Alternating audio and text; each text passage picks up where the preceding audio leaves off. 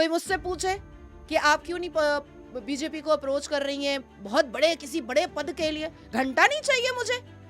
सब मर गए थे। भारतीय जनता पार्टी माइनॉरिटी मोर्चा के जितने भी मुसलमान घर थे वो सब मर चुके हैं क्या, या किरण रिजिजू ने खुद सबको जहर दे दिया है? अब पीएफआई काम कर रहा है और अलग अलग राज्यों के डेमोग्राफिकल चेंजेस हो रहे हैं, फिर भी आप अभी तक आलोचना कर रहे हैं पार्लियामेंट में। ये आपका प्रॉब्लम है। जिसका हुक्का पानी बंद करना चाहिए उसके तो घर जाके खाना पका रहा है। तो वहाँ से दो मौलाना भाग गए और बेचारे जो एंकर थे वो बोलते रह गए कि किसको देखकर आप भाग रहे हैं। तकरीबन 20-22 मुल्लों ने अपना सलवार का नाड़ा खोल खोल करके उसके साथ रेप किया और उसके बाद फिर उसके वर्जाइना में उसने थम्स अप का बोतल डाला। जितना ज़्यादा मुसलमान के लिए प्रिय बाबर और अकबर, औरंगज़ेब और शाहजहां है, उतना प्रिय तो प्रॉफिट मोहम्मद भी नहीं है कि 2050 में इस पूरे ब्रह्मांड, इस पूरी दुनिया में इंडिया जो है, भारत जो है, वो मुसलमानों का सबसे हाईली पॉपुलेटेड कंट्री होगा। आपकी परिभाषा में देश में अच्छा मुसलमान कौन है? इन शॉर्ट, जो सिर्फ और सिर्फ संविधान को सर्वप्रिय और सर्वप्रथम रखे। मतलब कोई नहीं।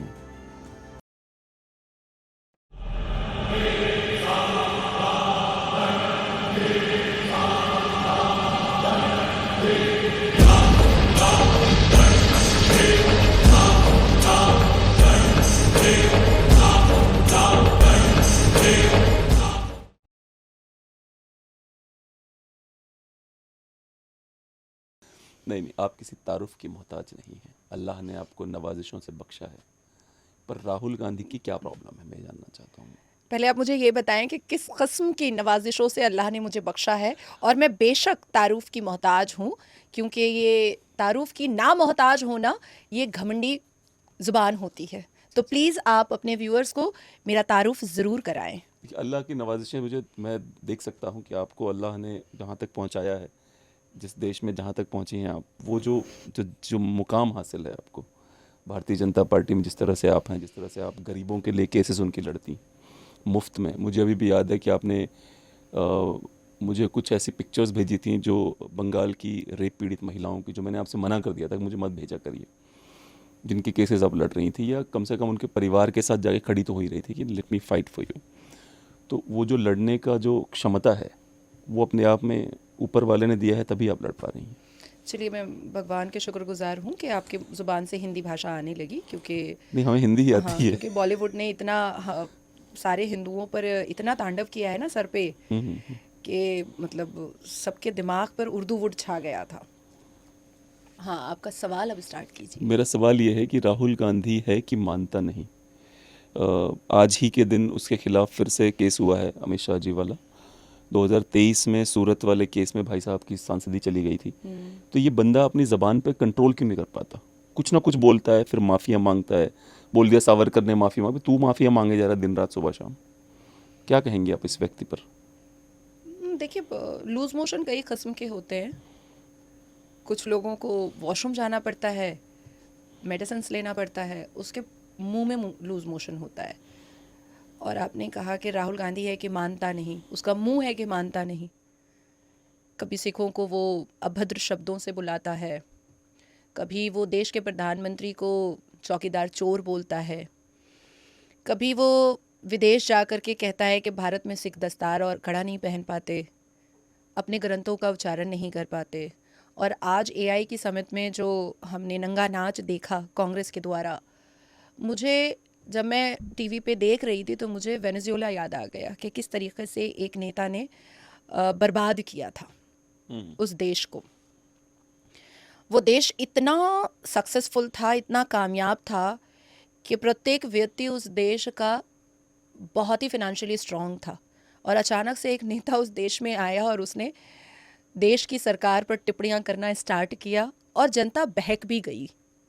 और बहकी तो वो हाल हुआ कि आज कटोरे ज़्यादा हैं सबके पास और पैसे नहीं हैं।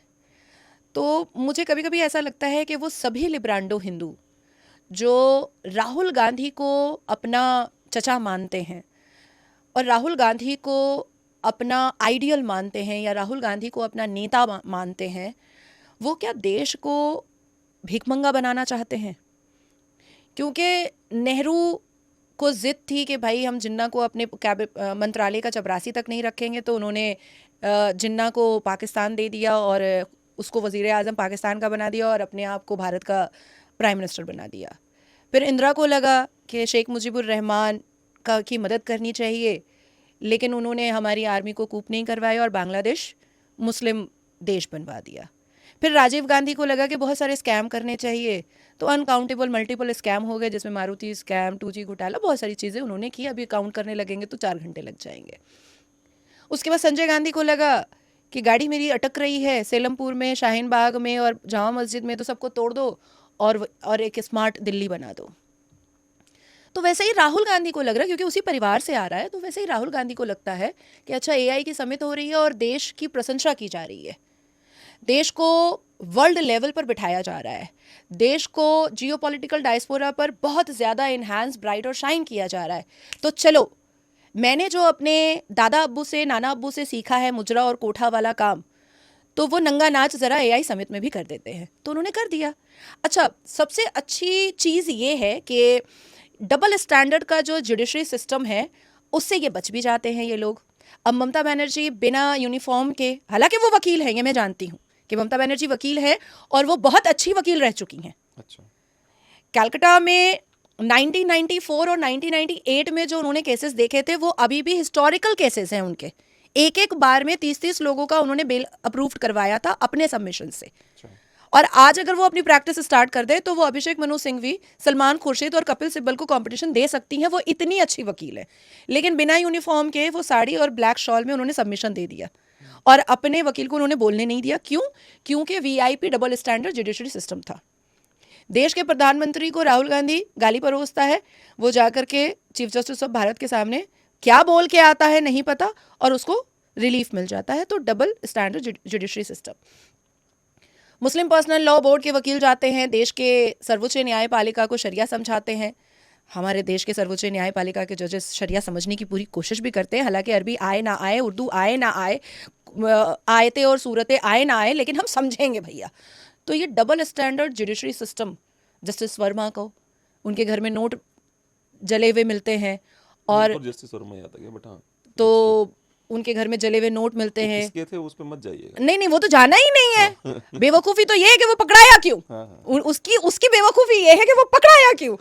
तो देश की सर्वोच्च न्यायपालिका क्या होती है, जस्टिस वर्मा के मामले में खुद ही पुलिस बन जाती है, खुद ही इन्वेस्टिगेशन एजेंसीज बन जाती है, खुद ही वकील बन जाती है और खुद ही जज बन जाती है। तो ये सबसे बड़ी वजह है कि ये जो मुंह का लूज मोशन है, ये ख़त्म नहीं हो रहा है। अब इस पे जैसे एक सवाल, क्योंकि हम इस पे, ये अपने आप में एक बहुत बड़ा टॉपिक है। एग्जैक्टली, हाँ। तो वो अब इस पे नहीं जाते हैं अंदर में। हाँ। क्योंकि कई बार क्या होता है, पप्पू भैया कुछ सवाल अच्छे उठाते हैं। अच्छा जी। जी, कुछ सवाल अच्छे उठाते हैं पप्पू भैया, ऐसा नहीं सारे सवाल गलत नहीं उठाते। अच्छा। कुछ सवाल अच्छे उठाते हैं। इट्स जस्ट दैट कि उनकी पप्पू वाली इमेज, वो ना, जैसा नहीं होता कि वो अपनी औकात से ज़्यादा बड़े बड़े स्टेटमेंट देके ना वो अपनी औकात ही खत्म कर चुके हैं। क्रेडिबिलिटी का मामला है उनके, इसलिए क्या होता है, उनके अच्छे मुद्दे भी लोग बोलते हैं पप्पू बोल रहा है, मतलब पप्पू वाली बात कर दी इसने। अच्छा, वो मतलब 57 में युवा नेता है, अब अपनी वो औकात से बड़े स्टेटमेंट, मतलब औकात से बड़े स्टेटमेंट, लीडर ऑफ अपोजिशन है देश के पार्लियामेंट में। मेरा ये कहना है कि मैं अगेन वही कह रहा हूँ, बहुत बड़ा टॉपिक हो जाएगा, इसलिए वो अपने अगले सवाल पे चलते मैं हैं। इसको लेट मी कंप्लीट। मैं इसको कहूँगी कि औकात उनकी बहुत बड़ी है। इस देश के लोकतंत्र के मंदिर में उनकी औकात बहुत बड़ी है, वो लीडर ऑफ अपोजिशन है। अब ये है कि जब कोई बहुत बड़े ख़ानदान से और मुंह में सोने का चम्मच लेकर के पैदा होता है, तो उसको लगता है कि पढ़ने लिखने की तो कोई ज़रूरत नहीं है, इकनॉमी समझने की कोई ज़रूरत नहीं है, जियोपॉलिटिकल चीज़ों को समझने की कोई ज़रूरत नहीं है, देश अभी भी चाचा नेहरू वाले ज़माने में चल रहा है, हम जो भी बोलेंगे हमारे ऊपर ताली ही बजेगी। ये उनका सबसे बड़ा प्रॉब्लम है। अगर थोड़ा सा पढ़ लिख लिए होते तो शायद जितनी बड़ी औकात है उस हिसाब से वो पढ़े लिखे शब्दों से अपने स्टेटमेंट को रखते हैं। अदरवाइज उनकी औकात बहुत बड़ी है। हाँ, जैसे पढ़ना लिखना is not the standard for people to speak better, क्योंकि हमारे ऋषि मुनि बिल्कुल पढ़े लिखे नहीं थे, यूनिवर्सिटीज़ में बहुत अच्छी भाषा का प्रयोग करते थे। बट अगेन राहुल गांधी की क्रेडिबिलिटी खत्म हो नहीं, चुकी जो है पढ़ा मार्केट से। होता है या जो बहुत स्टडी करता है चीज़ों को, मैंने ऐसे भी लोग देखे हैं जो क्लास 11-12 पढ़े हुए हैं, लेकिन स्टडी जो है वो उनको बहुत प्रो उसकी बना बात देता कर रही है। हैं आप डिग्रीज की बात नहीं कर रही ना, आप कह रही हैं जो हाँ, पढ़ता है। हाँ, जो ट्रू पढ़ता है। ट्रू अब जैसे मैं सुबह के 4-4 बजे तक पढ़ती हूँ, आई हैव 3-3 बजे सीन तक यू, पढ़ती नॉट पढ़ती सुबह हूँ। 4 बजे तक, but I have seen you हाँ, स्टडीइंग। जैसे मेरे हाथ में कोई ना कोई बुक होती ही होती है। अब मैंने इस्लाम की हज़ारों हज़ारों किताबें पढ़ ली हैं, तो वो मेरे लिए वेस्ट नहीं है, वो मेरे दिमाग में फिक्स है। अब कुछ लोग बोलते हैं वो रात रात भर पढ़ती है तब सुबह बोलती है। अरे बेवकूफ़, हर एक जो हमारे लोकतंत्र के मंदिर में जो कैबिनेट मंत्री जो अपनी बातों को रखते हैं सत्र में, तो उनके आईएएस ऑफिसर लिख करके देते हैं, पढ़ते हैं, वो भी पढ़ते हैं। जैसे मैंने खुद देखा है कि सुधांशु त्रिवेदी जी बहुत पढ़ते हैं। मैंने खुद देखा था राम जेठमलानी जी तो अपने लाइब्रेरी रूम में ही पढ़े रहते थे। मैंने खुद देखा है कि निशिकांत दुबे भैया बहुत पढ़ते हैं। तो जितने भी लोग, मैंने आपको भी देखा है कि आपके आपके भी हाथ में हमेशा एक किताब होती है। तो पढ़ना ज़रूरी, वो वाला पढ़ना नहीं कि हमारे पास डिग्री है। पढ़ना ये भी होता है कि किसी को हॉबी होती है कि हमको जानना है कि ये क्या है, यस, और वो इंसान को बहुत इंटेलिजेंट बना देता है और किसी भी प्लेटफॉर्म पे बोलने की काबिलियत दे देता है। निशिकांत दुबे को छोड़ के अब आगे चलते हैं अगले सवाल पे। जब मुसलमान अपने लिए एक देश ले चुके हैं, आपने जिन्ना नेहरू का नाम लिया, तो जिन्ना ने बोला मेरे को देश चाहिए, नेहरू ने बोला ठीक है ले ले भाई, ठीक है, क्योंकि दोनों वो चाहते थे मेरे को मिल जाए, आपस में बांट लेते हैं। हाँ, ऐसा लगा जैसे उनके अपने बाप की प्रॉपर्टी है। प्रॉपर्टी है। हाँ, जब वो ऐसा बांट रहे थे तो उस समय बहुत सारे देश में किंगडम्स है। उनको नेहरू ने कहा कि तुम लोग राजा हो, अब देश में राजतंत्र नहीं चलेगा। फिर वो खुद राजा बन बैठा। मतलब वो अपनी गर्लफ्रेंड के शेरवानी में लिए, फूल लगाकर। हाँ, और अपनी गर्लफ्रेंड के लिए वो आईएनएस त्रिशूल भेज दिया उसने कि मेरी गर्लफ्रेंड मरी है, उसकी लाश को समुद्र में डाला जाएगा तो आईएनएस त्रिशूल पीछे पीछे चलेगा रिस्पेक्ट के रूप में। ऐसे थे हमारे चाचा। देश सबको ले मामू बना दिए। हाँ, देश ले चुके थे। उसके बाद भी उन रुक गए हैं बहुत सारे यहाँ पे। और एक वीडियो चलाना मैंने, उस पे जाना जरा, ये कर रहे हैं इस देश में अभी वो।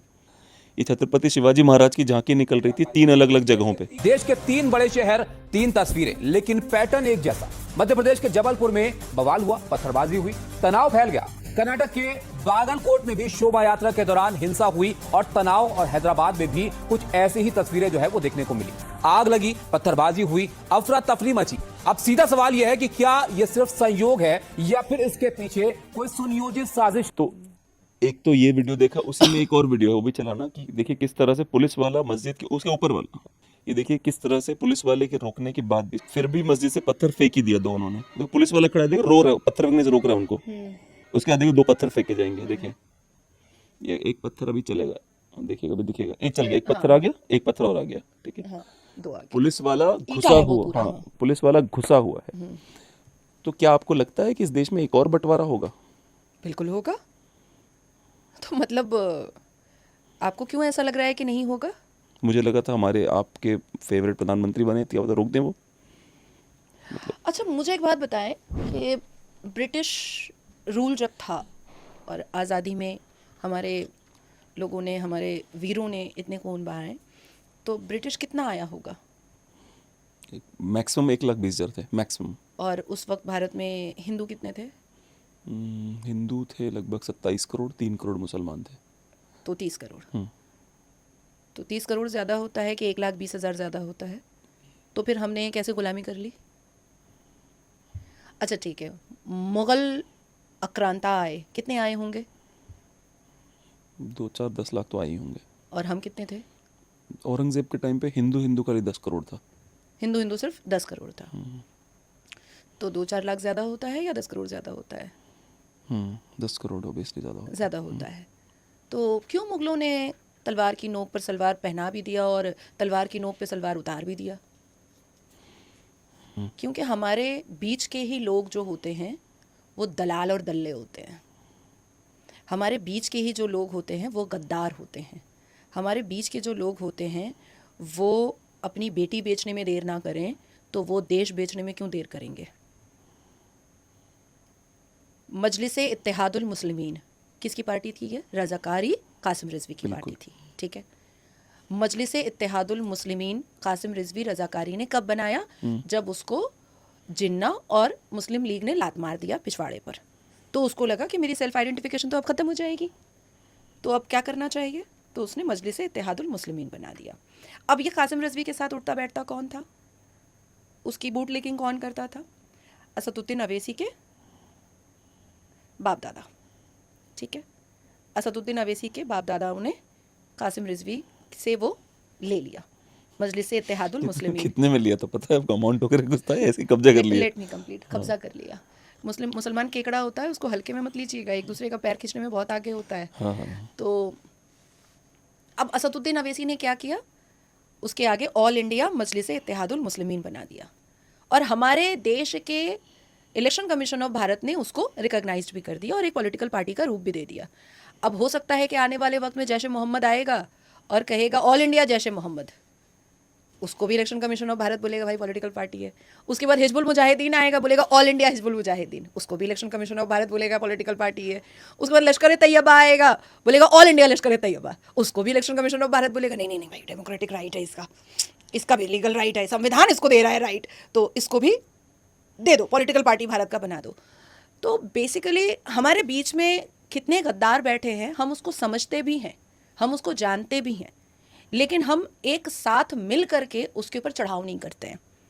करना चाहिए था ना, नहीं किया।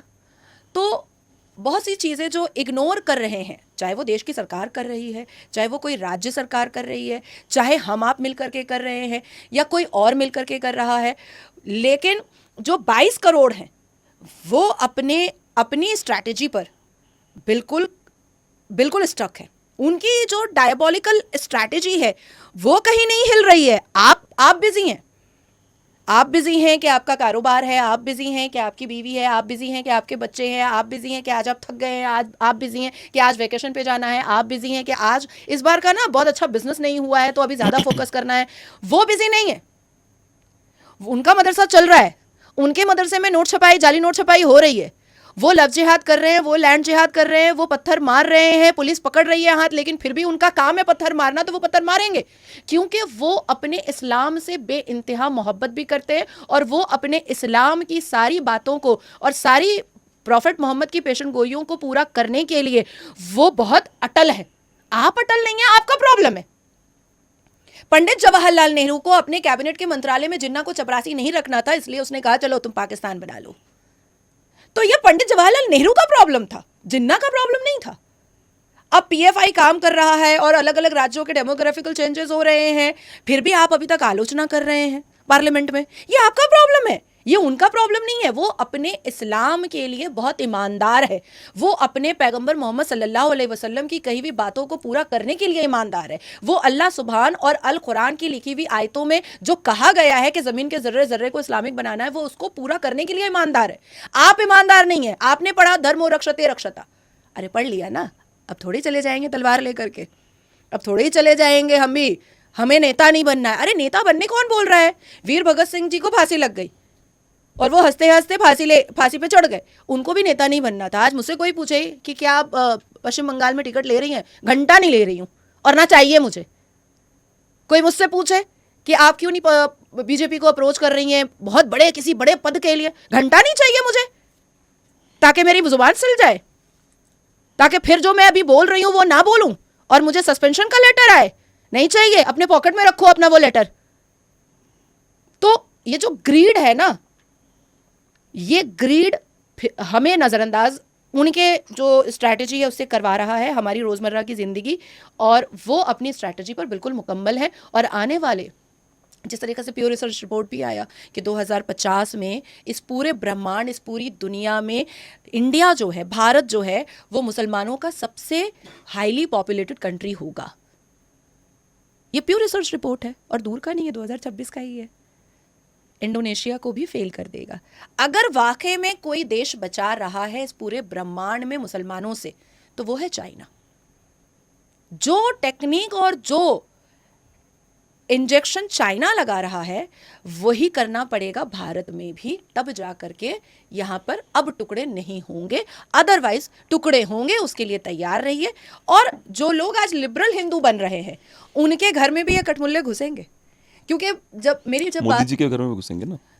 नहीं, मोदी जी के तो घर में तो कोई परिवार है ही नहीं। तो नहीं है, मान लेते हैं, पर ये तो सबके साथ है ना। फिर नहीं, उसके घर वी कैन नॉट से उसका फैमिली। मैं आदरणीय तो प्रधानमंत्री सिंबॉलिकली बात कर रहा हूँ। नहीं, सिंबॉलिकली मैं कह रहा हूँ। नहीं, आप पहले मेरी बात सुने। आदरणीय प्रधानमंत्री के घर में घुस करके बेसिकली इन कठमुल्लों को कोई फायदा होना नहीं है। ये उन घरों को पहले टारगेट करते हैं जिसमें बच्ची हो, बूढ़ी हो, जवान हो, महिलाएं हो। अभी जब बांग्लादेश का चल रहा था वो कॉन्फ्लिक्ट जी, वहाँ जी, पर जी, का, जमाते इस्लामी वगैरह जो कर रहे थे, तो मेरी चिन्मयी स्वामी से बहुत बात होती थी। लेकिन उसके बाद तो फिर उनको हाउस अरेस्ट किया गया, फिर अरेस्ट किया गया, फिर उनको मारा जो पीटा उत्तर गया। प्रदेश के थे, हाँ हाँ, नहीं नहीं मेंबर ऑफ पार्लियामेंट। नहीं नहीं नहीं नहीं, बांग्लादेश के जो स्वामी जी, अच्छा, जो मंदिर वाले हैं, हाँ हाँ हाँ, ठीक है ठीक है। वो क्या करते थे, वो मुसलमान गरीब बेटियों की शादी कराया करते थे, उन्होंने फंडिंग करा के। खाना वाना फ्री में खाना खिलाया, वाना हाँ, फ्री हाँ, में खिलाते थे। और उसके बाद फिर हथियार खरीदते तो बच जाते। नहीं नहीं, मैं ये कहीं नहीं रही हूँ कि हथियार मैं एक बात बता रहा हूँ, मैं कह रही हूँ कि अस्त्र शस्त्र रखते तो बच जाते। यही खाना खिला करके अगर हिंदुओं को ही सिर्फ फोकस करके उनको हट्टा कट्टा और तगड़ा बनाते, तो शायद उनकी बेटियों का रेप उनके घर के मर्दों के सामने नहीं होता। एक बच्ची का मुझे वीडियो भेजा था वहाँ के एक जर्नलिस्ट ने, बांग्लादेश के। वो वीडियो अभी भी मेरे पास है। वो बच्ची शायद 16 या 17 साल की है। मैं बच्ची बोलूँगी क्योंकि मेरा खुद का बेटा भी 15 साल का है। दोनों पैर उस बच्ची का अलग अलग बांध दिया, दोनों हाथ बांध दिया। तकरीबन 20-22 मुल्लों ने अपना सलवार का नाड़ा खोल खोल करके उसके साथ रेप किया। और उसके बाद फिर उसके वर्जाइना में उसने थम्सअप का बॉटल डाला और वो मर गई।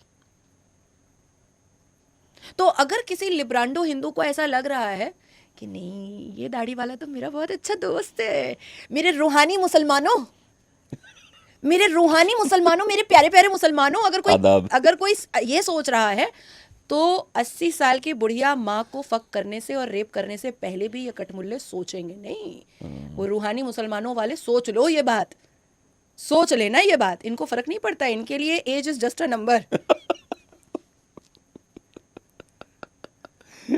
अच्छा, मुझे एक और बहुत इंटरेस्टिंग फैक्ट दिमाग में आया आपकी बातें सुन के। सवाल कुछ और है पर मैं थोड़ा फैक्ट बताता हूँ। एक श्रीलंका में भी यूथ सड़क पे उतरा, नेपाल में भी यूथ सड़क पे उतरा, उन्होंने प्रधानमंत्री राष्ट्रपति घरों में घुसे, आग तक लगा दी, पर ब्रो केवल बांग्लादेश में लहराई गई। देखिए, कॉन्फ्लिक्ट हर जगह होता है जी, और हर जगह के कॉन्फ्लिक्ट में या वॉर में वहाँ के रहने वालों की मानसिकता दिखाई देती है। हमने रशिया यूक्रेन को भी देखा, हाँ, वहाँ हमने रेप के सिनेरियो नहीं देखे, लेकिन जब इजराइल और हमास और गाजा का देखा जी, तो महिलाओं पे सबसे पहला टारगेट महिलाओं पे ही फिलिस्तीन और गाजा ने इजराइल की यहूदियों की बेटियों के साथ किया। फिर हमने बांग्लादेश में देखा प्रोटेस्ट के नाम पर जो जिहादी एक्टिविटीज़ थी, जो टेररिज्म एक्टिविटीज़ थी, उसमें हमने देखा कि वहाँ की वज़ीर आज़म जो ज़ईफ़ है, सीनियर सिटीज़न है, उनकी बरा और चड्डियाँ हवा में फ्लोट की गई। उनके घर में घुस करके, उनके बेड पर सो करके अश्लील हरकतें करना, उनके अलमारी से उनके इनर अंडर गारमेंट्स निकाल करके फैला करके दिखाना। और जो फैला कर दिखा रहा था वो हरे कुर्ते में था, फिर से चेक कर लीजिएगा। उसकी दाढ़ी भी थी, मोछ नहीं था, सुन्नत पूरा मान रहा था, और आंखों में सुरमा भी था और सिर पे टोपी भी थी, पूरा सुन्नत मान रहा था, सुन्नत रसूल पर वो चल रहा था, लेकिन बरा और चड्डी लहराते हुए। जो व्यक्ति शेख मुजीबुर रहमान बंगाबंधु के स्टैच्यू पर मूत रहा था, वो भी सुन्नती था, सुन्नत रसूल पर चल रहा था, तो वो मूत रहा था बंगाबंधु के सर पे। तो मेरा ये कहना है कि जो अपनी जिस धार्मिक किताबों को पढ़ता है, वो झगड़े के वक्त में, और जिसकी जो अपब्रिंगिंग अपनी माँ के गोद से मिलती है, वो झगड़े के वक्त में बहुत सही से दिखाई देता है, दोस्ती के वक्त में नहीं दिखाई देता है। क्योंकि दोस्ती के वक्त में और नई मुलाकात के वक्त में तो एक्टिंग चलती है। मेरा नाम अभिनव है और मैं हाथ में ये भी पहनता हूँ, पर जैसे पे करने जाओगे उसका नाम आएगा अब्दुल समद। हाँ, तो जब आप बहुत नॉर्मल किसी से मिल रहे होते हो तो आपको आपका परिचय नहीं मिलता है, सामने वाले का परिचय आपको नहीं मिलता। जब आप उससे झगड़ा करते हो ना, तब सामने वाले का परिचय मिलता है कि उसकी माँ ने गोद में उसको क्या सिखाया है और उसने अपनी धार्मिक किताबों में क्या सीखा है। तो हमने बांग्लादेश में भी देखा, और हमने इजराइल की बहू बेटियों के साथ क्या किया गया, वो हमने फ़लस्तीन का भी देखा। एक महिला है, उसका नाम है आरफा खानम, ठीक है, लिब्रांडुओं की फेवरेट है वो, हाँ, होनी उनकी चाहिए। अम्मा है वो, ठीक है। नहीं, गलत बात, अम्मा नहीं बोलते। तो ये देखना, आरफा खानम वाला जो वीडियो है जरा चलाना। डॉक्टर फयाज अहमद साहब है ये क्या करते हैं, ये मुसलमानों के अंदर जो अरजाल कम्युनिटी है, अजलफ कम्युनिटी है, उसके लिए लड़ते हैं ये। तो ये पूरा पैनल बैठा हुआ लिब्रांडुओं का, ये अमरीश कुमार है, विभूति नारायण राय, ये सब लेफ्टी हैं, मतलब ये इतने लेफ्टी हैं, अगर इनका बस चले तो अपना आधा शरीर आधे में कटवा दें कि मैं बायां साइड ही रखूंगा, पर जब कटवाएंगे तो फिर एक दाहिना साइड निकल आएगा, इसलिए नहीं कटवाते ये लोग। अच्छा, हंसन कमाल है कोई, फैज़ान मुस्तफ़ा समथिंग है, डॉक्टर फैज़ान अहमद है, महमूद अब्दी है, और आरफा खानम शेरवानी है। जी। तो अब ये बात सुनिए इनकी, फिर आपको मुझे ये सवाल, एक तो पहले इस पे रिएक्शन देना है, फिर आपको मुझे ये बताना है कि भारतीय जनता पार्टी आरएसएस इस फिशर का इस्तेमाल क्यों नहीं करती। पहले सुनिए। आगे हम बढ़े हैं, लेकिन जहां मुस्लिम समाज की बात होती है तो सामाजिक न्याय के इशू पे बिल्कुल नील है। और ऐसा नहीं कि ये लोग जानते नहीं है कि कास्टिज्म है, सारे इस्लामिक फिक्र की किताबों में लिखा हुआ है। ये मुस्लिम पर्सनल लॉ बोर्ड की किताब है मजमूए कानून इस्लामी, इसके अंदर लिखा हुआ है कि जो है किसकी शादी किससे नहीं होगी और कौन अजमी है कौन अरबी है, नस्लवाद जातिवाद बिल्कुल स्पष्ट लिखा हुआ है। इसको क्लीन चिट दे दिया जाता है। मेरा इस पे ऑब्जेक्ट है। तो सामाजिक न्याय की जहां तक बात है, भागीदारी की बात है, उसको एड्रेस नहीं करना ये बहुत ही बुरी बात है जो मुस्लिम समाज को लीड करता है। और मैं अगले राउंड में फैयाज साहब जी मैं फैयाज मुझे साहब 2 मिनट अगले और राउंड में आते हैं। मैं फैयाज साहब अगले राउंड में आते हैं। टाइम थोड़ा विभूति जी मैं अगले राउंड सबसे छोटा हूँ, मुझे मिलेगा। थोड़ा सा वक्त आप दे दीजिए। मैं मुझे थोड़ा सा वक्त दे दीजिए। मैं 3 आप तलाक और 2 मिनट में 370 पे खत्म बात कर लें। करना चाह रहा हूँ। 2 मिनट में खत्म कर लें, फिर अगले राउंड जी में अब आते हैं। हाँ, 2 मिनट में खत्म कर लें, फिर अगले राउंड में। मैं एक मिनट में खत्म कर लूंगा। देखिए देखिए 3 तलाक विधेयक, इन मुद्दों को ना उठाया करें, 3 वहाँ तलाक बदलनी नहीं है। आपस में तीन तलाक अभी आपका टर्न आएगा। I'm sorry, आरिफा जी, अभी आपका वक्त आएगा। आरिफा अभी हाथ आपका जोड़ के वक्त। कहता हूं कि मुझे अपनी बात पूरी करने के लिए 2 मिनट का समय दे दीजिए। बाकी मैं हाँ, चलिए, आपके हर सवाल चलिए। का जवाब दे दूंगा। जी मैं चलिए, आपके इन लोगों के हर सवाल का जवाब दूंगा, बहुत तैयारी से हूं मैं। ये इंस्टेड ऑफ सेइंग कि हाँ देयर इज अ प्रॉब्लम, क्योंकि इसको भारतीयों में हिंदुओं में बहुत जातियां दिखती हैं इसको कि बेचारा है उसको मार दिया गया, यहाँ पे कह रही आरएसएस के प्लेटफॉर्म पे चले जाओ। आगे प्ले करना।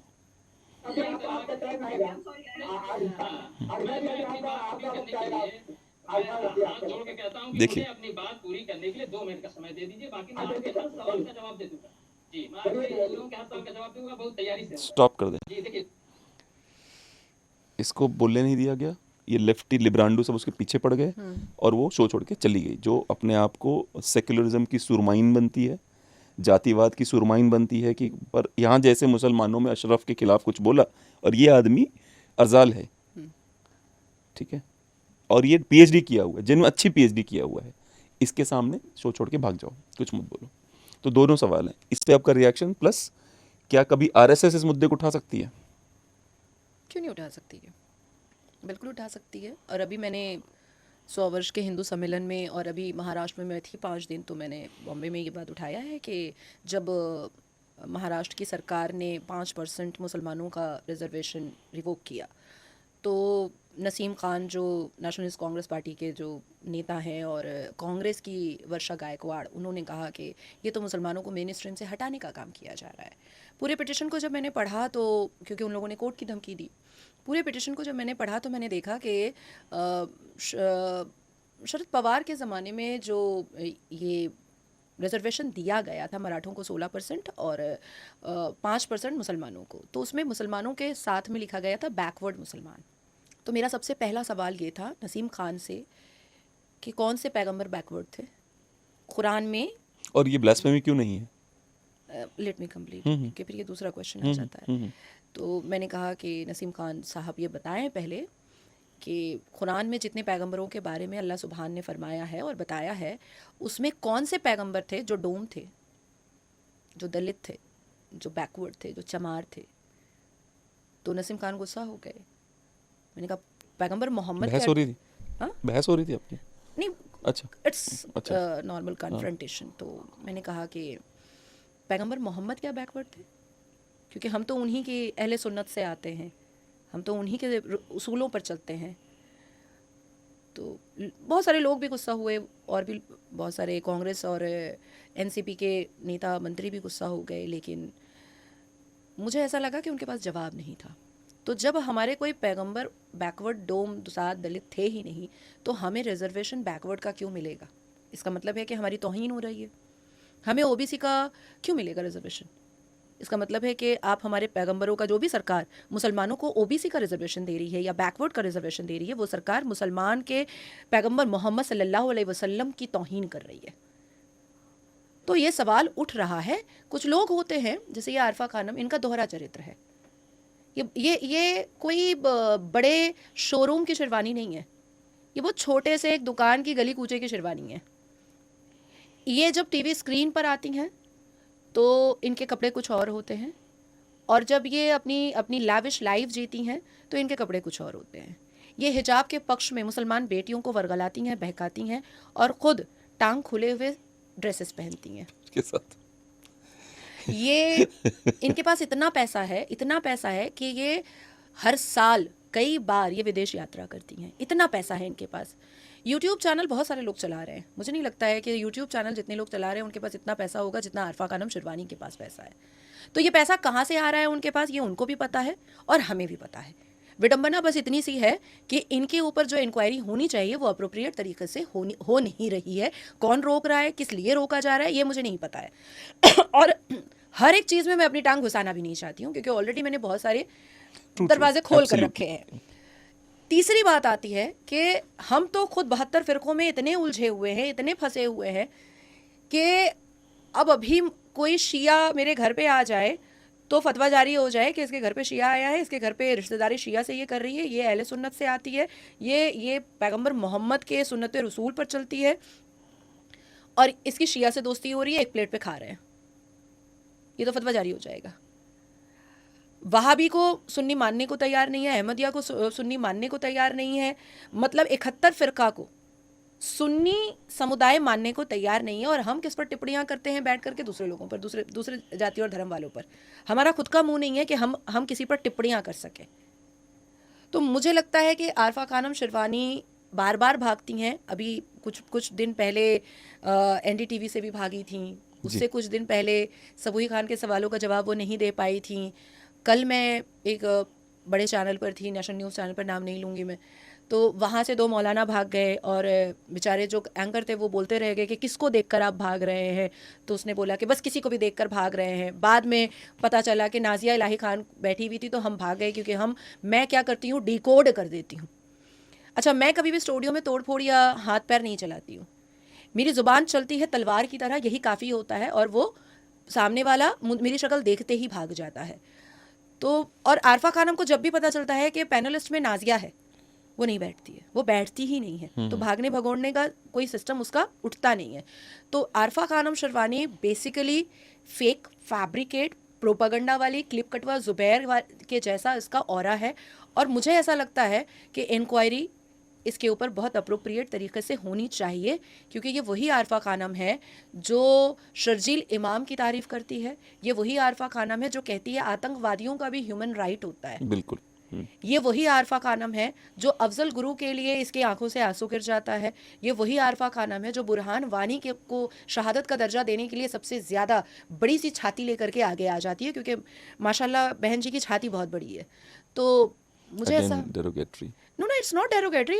मैं कोई डेफेमेटरी वर्ड यूज़ ही नहीं कर सकती because I know the barricade. तो मुझे ऐसा लगता है कि सीरियस बिल्कुल लेना चाहिए, लेकिन हम जैसे प्रोफाइल के लोग अगर आरफा खानम जैसे लोगों के बारे में अगर काउंटर करने लगे तो फिर पता चला कि मतलब मेरे लिए थोड़ा ऑब्नॉक्शियस सिचुएशन हो जाता है। चलिए एक और वीडियो है मेरे पास, वो देखते हैं। मुस्लिम समाजातल्या 52 जातींना ओबीसीतलं आरक्षण युतीचं सरकार होतं तेव्हा आम्ही दिलं। आणि म्हणून अध्यक्ष महोदय, माझा सवाल आहे की तुम्ही अशा अध्यक्ष महोदय मला सांगा, मुस्लिम समाजाच्या उच्च आणि तंत्र शिक्षणामध्ये तुम्ही स्कॉलरशिप का नाही दिली अध्यक्ष महोदय? आधी दिली अध्यक्ष महोदय। 50% त्यांच्या मुस्लिम समाजाच्या 52 जातींना आरक्षण आम्ही दिलं, मतलब मुसलमान समाज के 52 जातियों को हमने आरक्षण दिया। तो ये तो प्राइड आपके भारतीय जनता पार्टी के लोगों का है, इस पे भी कुछ कहिए। मैं बहुत आजकल भाजपा को डिफेंड करना आसान नहीं रह गया, बट करिए, कोशिश करिए। मैं फडणवीस जी को बहुत सम्मान देती हूँ और हम एक साथ स्टार प्रचारक थे बिहार इलेक्शन के वक्त में, और अभी भी मतलब मैं जब मंत्रालय गई थी तो एवरीवन नोज़ के मैं उनको बहुत रिस्पेक्ट करती हूँ। ये सच है कि मुसलमानों को सराहने के बाद, पालने पोसने के बाद, मुसलमानों की बहुत ज़्यादा लाड प्यार करने के बावजूद भी मुसलमान इनको इनकी औकात याद दिला देते हैं। ये सच है, इसमें कोई दो राय नहीं है। और ये बात मैंने आप कह रहे हैं कि मतलब अभी तक है, बिल्कुल हूँ, प्रोफाइल पर हूँ। लेकिन मुझे ऐसा लगता है कि देशभक्ति अगर करनी है तो सत्य तो बोलना ही चाहिए, चाहे प्लेटफॉर्म कोई भी हो। और मैं बोलती हूँ। इससे पहले मैंने 5% रिजर्वेशन रिवोक जो इन्होंने किया वो भी बताया मैंने। मुसलमानों को बेसिकली किसी भी मसीहा की ज़रूरत नहीं है, किसी भी मसीहा की ज़रूरत नहीं। काफिर की तो बिल्कुल नहीं, वो तो एक अलग ही कॉन्सेप्ट आ जाता है। मुसलमान अभी देखिए आप, जितना ज़्यादा मुसलमान के लिए प्रिय बाबर और अकबर, औरंगज़ेब और शाहजहां है, उतना प्रिय तो प्रॉफिट मोहम्मद भी नहीं है। भारत के, यस, नहीं है। भारत के मुसलमान, बिल्कुल सही कह रहे हो। प्रॉफिट मोहम्मद कहते हैं मज़ार परस्ती मत करो, वो ये करते हैं। प्रॉफिट मोहम्मद कहते हैं फ़िरका परस्ती मत करो, ये करते हैं। प्रॉफिट मोहम्मद कहते हैं कि ऐसी जगह इबादत मत करो जिससे किसी को तकलीफ़ हो, नहीं तो आपकी इबादत जो है वो मकरूह हो जाएगी, ये करते हैं। प्रॉफिट मोहम्मद अपनी बेटियों के लिए अपने सिर की पगड़ी बिछा दिया करते थे, जो हमने इस्लाम की किताबों में पढ़ा है। ये मदनी जो है, अरशद मदनी, वो फतवा करता है देवबंद से बैठ करके कि अब्बा और बेटी अकेले घर में ना रहें, नहीं तो नफ्स बहक जाएंगे। तो ये नहीं मान रहे प्रॉफिट मोहम्मद को, ये बिल्कुल नहीं मान रहे हैं। अब अभी देखिए हुमायूं कबीर पश्चिम बंगाल में वो मस्जिद बना रहा है, लेकिन वो बाबर के नाम से बना रहा है, क्योंकि हुमायूं कबीर और उसके समर्थकों की नज़र में पैगंबर मोहम्मद की कोई औकात नहीं है। आज मेरे पास अगर कोई ज़मीन होगी और मैं उस पर छोटी सी भी एक मस्जिद बनाऊंगी, तो मैं अल्लाह मस्जिद नाम रखूंगी, मोहम्मद मस्जिद नाम रखूंगी, बीबी फातिमा मस्जिद नाम रखूंगी, बीबी ज़ैनब मस्जिद नाम रखूंगी। मैं मुगल आक्रांताओं का नाम क्यों रखूंगी? मैं क्यों रखूंगी? लेकिन क्योंकि पैगंबर मोहम्मद के वैल्यू को, पैगंबर मोहम्मद की औकात को बहुत नीचे गिराना है मुसलमानों को, और पैगंबर मोहम्मद की जगह पर औरंगज़ेब को बैठाना है, इसलिए ये चीज़ें की जा रही हैं। लोगों को ऐसा लगता है कि मुसलमान जो भारत के हैं, उनकी नज़र में पैगंबर मोहम्मद बहुत बड़े आका है, और इसी गुस्ताखे रसूल की सज़ा सर तन से जुदा के नारे पर कन्हैया का, कमलेश का, राम गोपाल मिश्रा का, अनकाउंटेबल लोगों का सर तन से जुदा भी हुआ। मेरी भी मॉब लिंचिंग हुई है, आपको पता है बहुत अच्छे से, और वो भी कोर्ट के परिसर में हुई है। नुपुर शर्मा जान जाते जाते बची है उसकी। लेकिन आई लव मोहम्मद का होर्डिंग ले करके पैर और जूते में सटा करके चलने वाले मुसलमान का सर तन से जुदा कौन करेगा? आई लव मोहम्मद का बैनर छोड़ करके जो भागे थे वहां से प्रोटेस्ट से पुलिस की लाठी पर, तो वो बैनर पुलिस ने बाद में उठाया है गटर से, नाले से, कूड़े से, करकट से। आई लव मोहम्मद के बैनर पर, आई लव मोहम्मद के बैनर पर चप्पल और जूता भी रखा हुआ था, और सारे फुटेज टीवी पर दिखाए गए हैं। बिल्कुल। तो ये जिन लोगों ने आई लव मोहम्मद के बैनर पर जो प्रोटेस्ट किया था, और इनकी वजह से जो पैगंबर मोहम्मद सल्लल्लाहु अलैहि वसल्लम की गुस्ताखी हुई, तो क्या मोहम्मद बिन सलमान और अल हन्नान आएगा इनका सर तन से जुदा करने के लिए? किसी ने इस मुद्दे को क्यों नहीं उठाया? तो वो कटुआ नहीं बोला ना, क्लिप कटुआ, इस पे नहीं बोला ना वो, वरना वो क्लिप काट के उसकी डाल देता। औकात ही क्या है? वो तो बहन बेटी बेचता है पैसों के लिए। कैसे कह सकते हो आप? ये बहुत बड़ा एक अभी अच्छा, अभी एक नया इस पर- पॉडकास्ट हो जाएगा हाँ, ये। ये बहुत लंबी चर्चा हो जाएगी, और क्योंकि मेरा अभी ड्राफ्टिंग बाकी है इस पर, अच्छा। तो इसलिए मैं इसको मीडिया ट्रायल नहीं करना चाहती हूँ। तो मुझे लग रहा है कि फडणवीस जी बिल्कुल सही कह रहे हैं। हमारे देश के प्रधानमंत्री ने जितनी योजनाएं लाई, उसमें उन्होंने मुसलमानों को बराबर का हक दिया। उसके बाद अभी देखिए हमारे किरण रिजिजू साहब अजमेर शरीफ चले गए। किरण रिजिजू साहब मुसलमानों को आकर्षित करने के लिए, मुसलमानों के लाडला बनने के लिए, मुसलमानों का दुलारा प्यारा बनने के लिए, मुसलमानों को चुचकारने के लिए और मुसलमानों से प्यार और लाड लेने के लिए वो मुजरा कोठा चले गए अजमेर शरीफ। ये वही अजमेर शरीफ है जहां 1992 में न्यूड पिक्चर्स हुए थे हिंदू बच्चियों के और मांस बलात्कार हुआ था 8वीं कक्षा के। जी। और आज भी उन बच्चियों को इंसाफ नहीं मिला है। आज भी वो बच्चियां, अब तो खैर साइड ही हो चुकी हैं, कभी सामने भी नहीं आती हैं, क्योंकि उनको पता है कि भारत में इंसाफ तो नहीं मिलता, सरकार किसी की भी हो, इंसाफ नहीं मिलता है। और उस कोठे चकले में किरण रिजिजू साहब जाते हैं अपने काफिलों को लेकर, पूरे काफिले को लेकर के, और कबीला बनाते हैं, चादर चढ़ाते हैं और इस्लाम का और कुरान का खिलाफत में खड़े हो जाते हैं, क्योंकि पैगंबर मोहम्मद कह रहे हैं मजार मत जाओ, गुनाह है। लेकिन क्योंकि पाखंडी मुसलमानों को खुश करना था, पाखंडी मुसलमानों को के नजर में किरण रिजिजू साहब को बहुत प्यारा बनना था, तो वो पैगंबर मोहम्मद के खिलाफ होकर के, अल्लाह सुभान के खिलाफ होकर के, अल कुरान के खिलाफ होकर के, वो पाखंडी चिटिंगबाज बहरूपिया दल्ले मुसलमानों को खुश करने के लिए वो अजमेर शरीफ चले जाते हैं। उसके बाद फिर रमज़ान, अभी तो रमज़ान की आज दूसरा रोज़ा है। पहले रमज़ान में वो सना खान के पास चले जाते हैं, वो सना खान जो तारिक जमील पाकिस्तान आतंकी की दल्ली है, और उसने अपने बड़े बेटे का नाम जूनियर तारिक जमील रखा है। ये वही तारिक जमील है पाकिस्तान का मौलाना, जिसने 72 वर्जिन हूरों का 135 फुट की होगी और उसके बूब्स इतने बड़े होंगे और वो इतनी गोरी होगी, वो थूकेगी तो चश्मे बन जाएंगे, ये बोल बोल करके भारत के युवा Sorry, मुसलमानों एक का, second. Let me complete, Bharat के युवा मुसलमानों को वर्गलाया, उसको बहकाया, उसके अंदर में अश्लीलता भरी। और ये उस दल्ली के पास गए किरण रिजिजू साहब, जो खड़े पाकिस्तानी एजेंट है, सना खान। ठप्पा लगाने को तैयार हूं मैं, और मैं on record on a serious note कह रही हूं कि सना खान का अगर महाराष्ट्र की पुलिस इंक्वायरी बैठाए तो वो टेररिस्ट ग्रुप से मिली हुई है, और उसके घर में चले जाते हैं, उसके स्टूडियो में चले जाते हैं किरण रिजिजू साहब, उस दल्ली तारिक जमील की दल्ली के पास चले जाते हैं खाना बनाने के लिए। हमें ऐसा कैबिनेट मंत्री अपने मंत्रालय में नहीं चाहिए, और इसका रिप्रेजेंटेशन मैंने राष्ट्रपति को दिया भी है, और अगर उस पर कोई काम नहीं हुआ तो फिर मैं धरना भी दूंगी प्रधानमंत्री के घर के बाहर कि इस कैबिनेट माइनॉरिटी मंत्री को हटाओ, और अगर नहीं हटाओगे तो हम जैसे मेरे साथ साथ हजारों संत और साधु हैं जो बैठना चाहते हैं प्रधानमंत्री के घर के बाहर धरने पर और भूख हड़ताल पे। तो क्या करेंगे प्रधानमंत्री? इंदिरा गांधी की तरह हमारे ऊपर भी गोलियां चलवाएंगे और किरण रिजिजू को रखेंगे? हम ऐसे कैबिनेट माइनॉरिटी मिनिस्टर को एक नजर देखना नहीं चाहते हैं जो सना खान जैसी आतंकवादी टेररिस्ट दल्ली के साथ खाना बनाने चला जाए। हमारे लिए माइनॉरिटी मंत्री स्मृति ईरानी ज्यादा बेस्ट थी। ट्रू, चौड़े में रहती थी वो।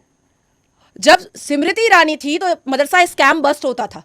जब स्मृति ईरानी थी तो ट्रिपल तलाक का जजमेंट आने के बाद इमीडिएट उस पर कानून बनता था। जब स्मृति ईरानी थी तो मुसलमानों की अभद्रता को डिकोड करती थी। जब स्मृति ईरानी थी तब तो वो अजमेर शरीफ नहीं गई थी, उन्होंने तो कोई चादर नहीं भेजा था। तो आज किरण रिजिजू को ऐसा कौन सा चस्का चढ़ा है कि उनको मुसलमानों को खुश करने के लिए दल्ली और टेररिस्ट ग्रुप की एक मेंबर के घर जाकर के खाना बनाना पड़ा? क्यों? माइनॉरिटी मोर्चा भाजपा में और कोई मुसलमान घर नहीं था क्या? सब मर गए थे। भारतीय जनता पार्टी माइनॉरिटी मोर्चा के जितने भी मुसलमान घर थे वो सब मर चुके हैं क्या? या किरण रिजिजू ने खुद सबको जहर दे दिया है? या सबको भारतीय जनता पार्टी के माइनॉरिटी मोर्चा के प्रत्येक मेंबरों को किरण रिजिजू साहब ने अपने मन में मरा हुआ समझ लिया है क्या, जो उनको सना खान के पास जाना पड़ा? तो ये ऑब्जेक्शनेबल है। और अगर लोगों को लगता है कि इससे नाजिया को भाजपा से निकाल दिया जाएगा, निकाल दो। मुझे निकाल देने के बाद क्या मैं जय श्री राम नहीं बोल पाऊंगी? मुझे निकाल देने के बाद क्या मैं भारत माता की जय नहीं बोल पाऊंगी? मुझे निकाल देने के बाद क्या मैं आदरणीय प्रधानमंत्री मोदी जी के अच्छे काम पर अच्छा नहीं बोल पाऊंगी? मुझे निकाल देने के बाद क्या मेरा हुक्का पानी भी भाजपा बंद कर देगी? नहीं करेगी। जिसका हुक्का पानी बंद करना चाहिए उसके तो घर जाके खाना पका रहा है कैबिनेट मंत्री। इसने एक बार याद है आपको, आप ही की पार्टी कहना चाहिए मुझे, आपकी पार्टी की एक बहुत बुरी आदत है, जो लोग आपकी पार्टी से भावनात्मक रूप से जुड़ते हैं उनके पिछवाड़े पर लात जरूर मारती है आपकी पार्टी। उदाहरण के लिए शाहनवाज हुसैन और मुख्तार अब्बास नकवी 2016 में शायद मुख्तार, ये जो रिजिजू है ये 2009 में कांग्रेस टिकट पर चुनाव लड़ चुका है। हाँ पता है मुझे। कांग्रेस टिकट, इसका कोई वो नहीं है, मतलब इसका कोई इमोशनल अटैचमेंट नहीं भाजपा से, पर मंत्री क्यों बना बैठा इतने सालों से वो तो जवाब आपके प्रधानमंत्री देंगे, मतलब हमारे प्रधानमंत्री देंगे। ठीक है, ये एक दिन क्या बोलता है ये मिनिस्टर कि गाय को खाना खिला रहा हूँ क्योंकि आज रात को खाना है मेरे को, ऐसा कुछ समवेयर इन दैट नोट। तो उस पर जिनको भी आपने बोला बहुत पढ़े लिखे हैं, सुधांशु त्रिवेदी जी, वो कह रहे हैं हमारी गाय तो ये वाली है, बाकी गाय खा लो, हमें बड़ा फर्क पड़ता है। गाय गाय में फ़र्क हो गया अब तो जिस हिंदू की आप बात कर रही हैं ना, वो हिंदू ऐसा ही है, सुधांशु त्रिवेदी टाइप का। जिस हिंदू को आप बोल रही हैं ना कि ये हिंदू इतने घटिया क्यों है, ऐसे हिंदू हैं सुधांशु त्रिवेदी टाइप के।